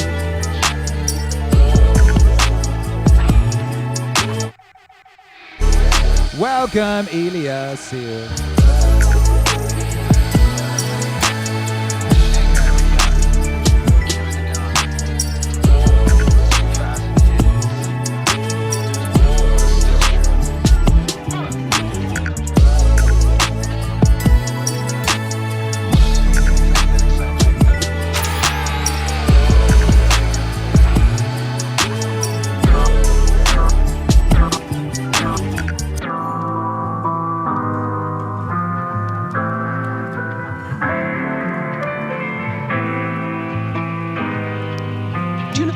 Akira The Don is? Of course, he's amazing.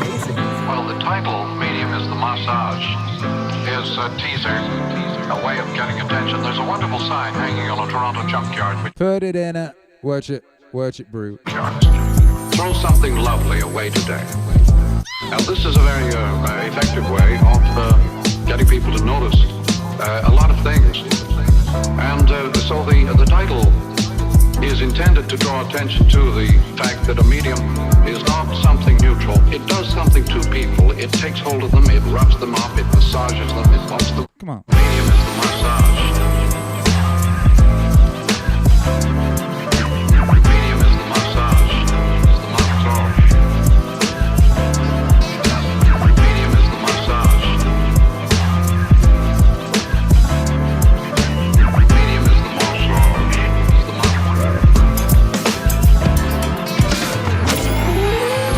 Our time, electric technology, everything from the light bulb to the telephone to the computer to jets to nuclear energy is changing everything. We are in the middle of a tremendous clash between the old and the new. The medium does to people, and they're always completely unaware of this. They don't really notice the new medium that is wrapping them up. They think of the old medium because the old medium is always the content of the new medium, as movies tend to be the content of TV, and as books used to be the content, novels used to be the content of movies. And so every time a new medium arrives, the old medium is the content, and it is highly observable, highly noticeable. But the real roughing up and massaging is done by the new medium, and it is ignored.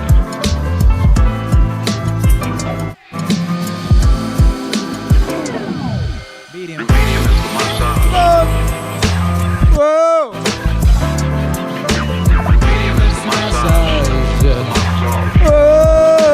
Oh. Axel Stacks. Medium is the massage.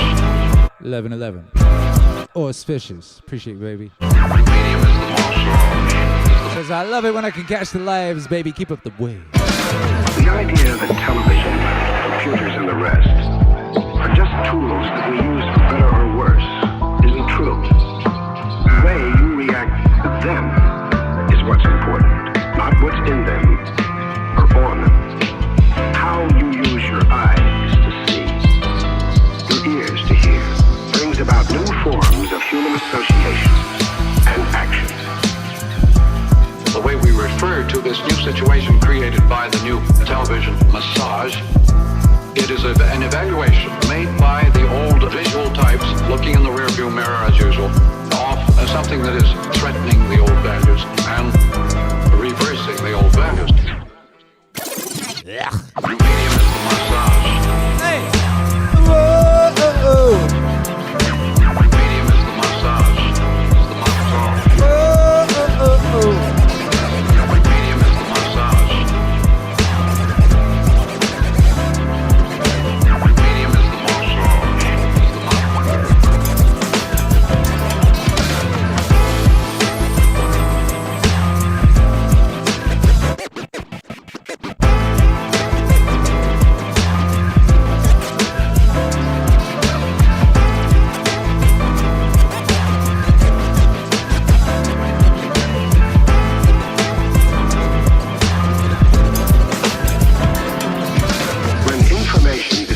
Against information, the results are startling and effective.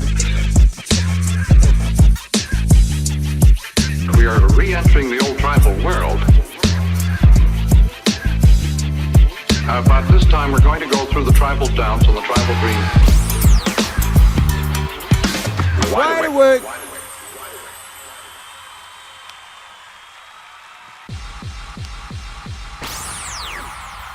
Shit. Shit, we got so many bangers. We got so many bangers right now. It's fucking crazy out here. Like 1 minute you got like, I don't know, like a whole gang of bangers. Next minute you got a gang more. Like what the fuck? Whoa, whoa, whoa.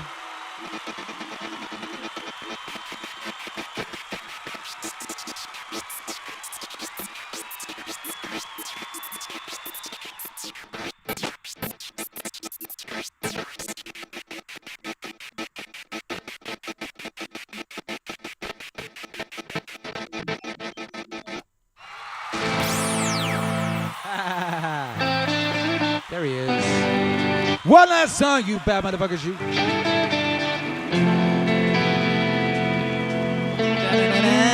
Akira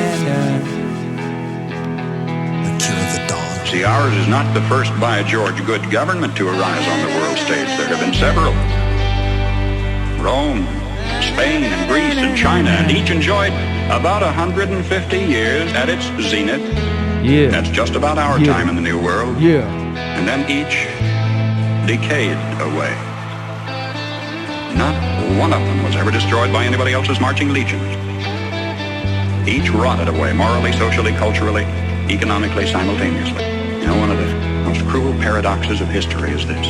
Because each was a good government, it bore bountiful fruit. When it bore bountiful fruit, the people got fat. When they got fat, they got lazy.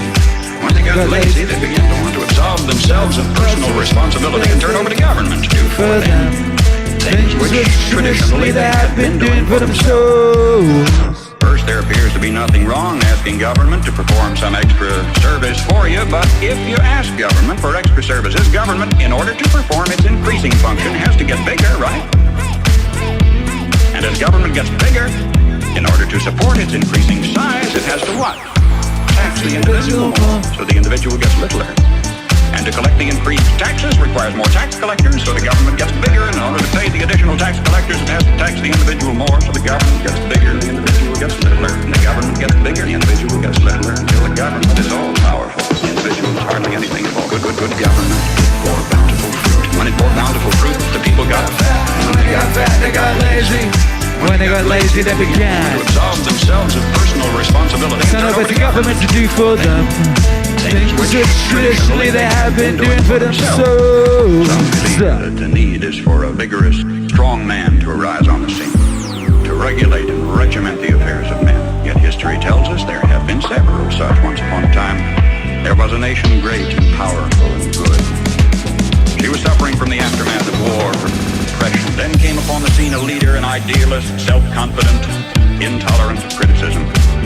Wisely, he limited his early activities to combating the financial depression. Nobody could argue with that. But in a while, he began to regulate business and establish new rules to govern commerce and finance. Some of them in diametrical disagreement with the God-made laws of supply and demand, but anybody who disagreed with those new rules was promptly fired. The new leader saw that under the old system of free enterprise, landlords prospered, so he levied new taxes to take away their profits and destroy what he called the monopoly of capital. To please laborers, he controlled prices. To win the favor of the farmers, he gave them loans and subsidies. The national debt mounted alarmingly. Whenever anybody tried to tell him that governments, even as people, can go broke when they spend beyond their income, he said they just didn't understand deficit finance. What do you say? Did he build on rock or on sand? I say on sand. For you see, this was the story of Emperor Su Tongpo, who led China to its doom more than 1,000 years ago. Because each was a good government, it bore bountiful fruit. When it bore bountiful fruit, the people got fat, and when they got fat, they got lazy. When they got lazy, they began to absolve themselves of personal responsibility and turn over the government to do for them things which traditionally they have been doing for themselves. Bountiful fruit, bountiful fruit. The people got fat, and when they got fat, they got lazy. When they got lazy, they began to absolve themselves of personal responsibility. Things which traditionally they have been doing for themselves. I am satisfied with all my heart that if Uncle Sam ever does get whipped, here too, it will have been an inside job. It was internal decay, it was not external attack that destroyed the Roman Empire. Starting about 146 BC, internal conditions in Rome were characterized by a welter of class wars and conflicts, street brawls, corrupt governors, lack of personal integrity and moral responsibility, street brawls, corrupt governors, lack of personal integrity and moral responsibility, street brawls, corrupt governors, lack of personal integrity and moral responsibility, street brawls, corrupt governors, lack of personal integrity and moral responsibility, street brawls, corrupt governors, lack of personal integrity and moral responsibility, street brawls, corrupt governors, lack of personal integrity and moral responsibility.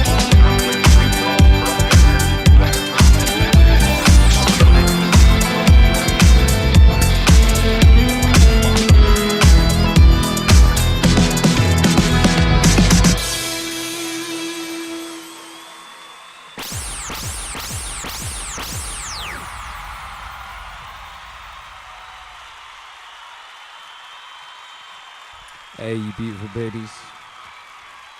God bless each and every one of you. Inside Job, Akira The Don. Out now. Fucking go pre-order that EP. Get you downloaded that song at Bandcamp. It is there. Akira The Don and Paul Harvey.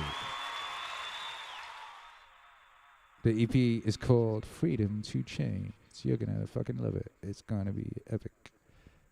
Instant Meaningwave classics basically every week, right? Instant Meaningwave classics every week. That's how we do. I don't know what else to do. I don't know how else to get it down. I'm sorry. I apologize.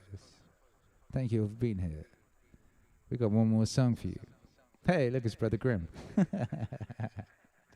Thank you for the 777. Says I love you guys. Be humble, be grateful, always. Great set tonight, brother, as always. Shouts out to MAZ. Let's go! What up, JC the Lionheart? Appreciate you. Says love the new song, baby. Thank you. Hey, God bless. God bless each and every one of you. We'll be back. We'll be back very soon. No more parties on YouTube, except our own.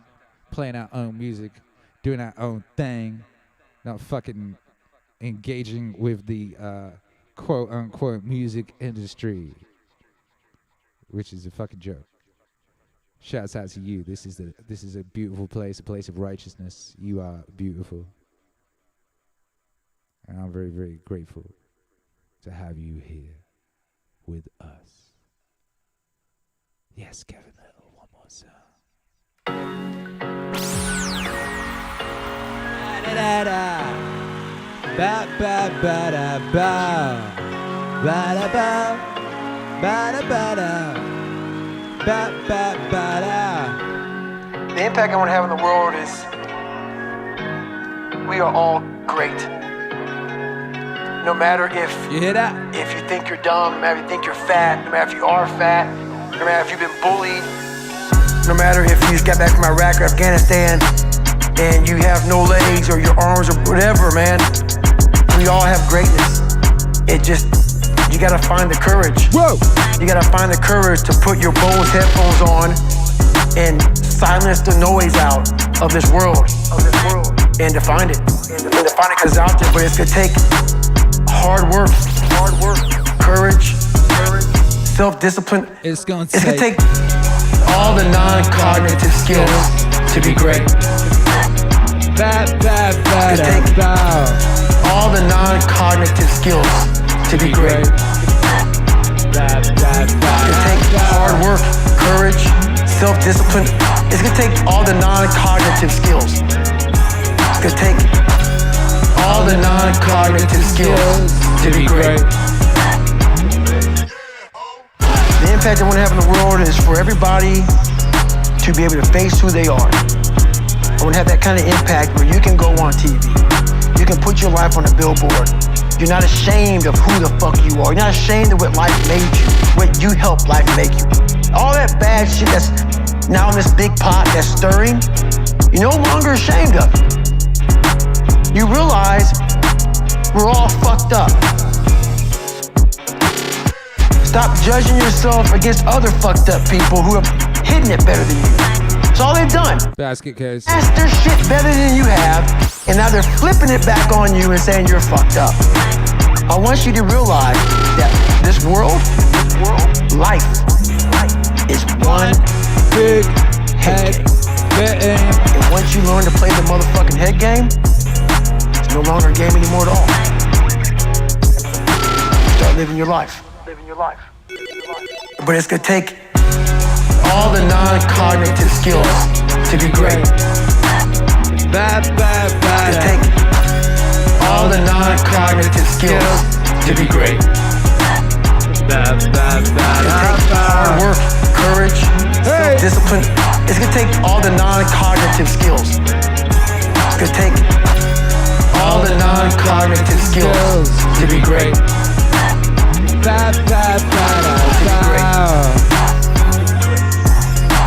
be great.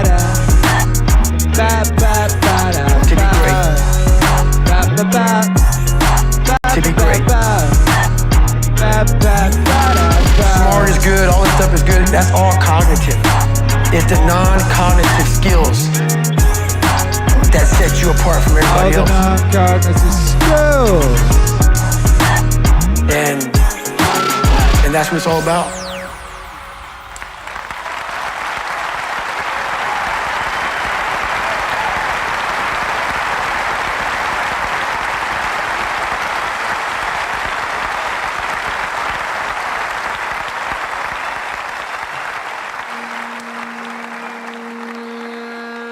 Everybody is someone else's weirdo.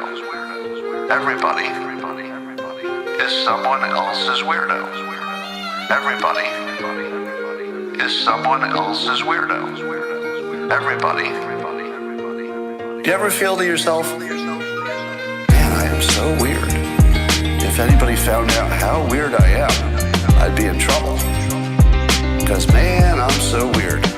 Well, I would like to introduce to you the basket case theory, something I developed when I was a young man to explain what I was witnessing. And it goes like this. If you meet a stranger, could be somebody you want to date or just somebody you work with, maybe just a friend. When you meet them, don't they seem pretty complete? Have their act together pretty well? Man, that stranger. I wish I could be like that stranger because that stranger doesn't have anything weird about them. They've got their act together and on the inside, pretty confident and pretty capable. And then time goes by and you learn more about your date or your friend or your coworker. And suddenly there's a flaw. Oh, I didn't see that on day one, but there does seem to be a flaw. Maybe a little weirdness. Day 10, looks like there's more than one flaw. 2 years later, well, I guess everybody's fucked up. That's the basket case theory. Everybody looks good until you get to know them. Once you get to know a human being, they're always basket cases. Well, I guess everybody's fucked up. That's the basket case theory.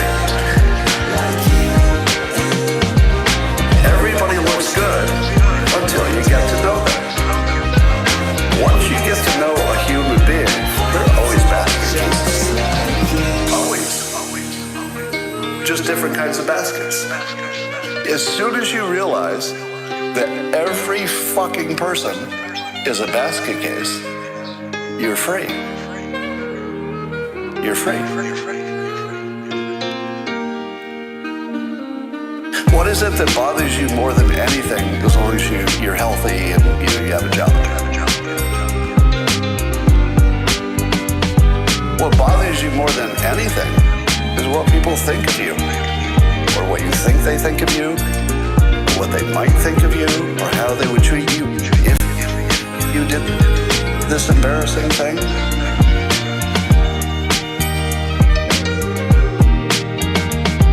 They're not better than you. Basket case theory. They're not better than you. They're just people you don't know that well. That's it. There's nothing else to the story. You just don't know them that well. If you did, you wouldn't be impressed. Everybody's fucked up. It's true. That's the basket case theory.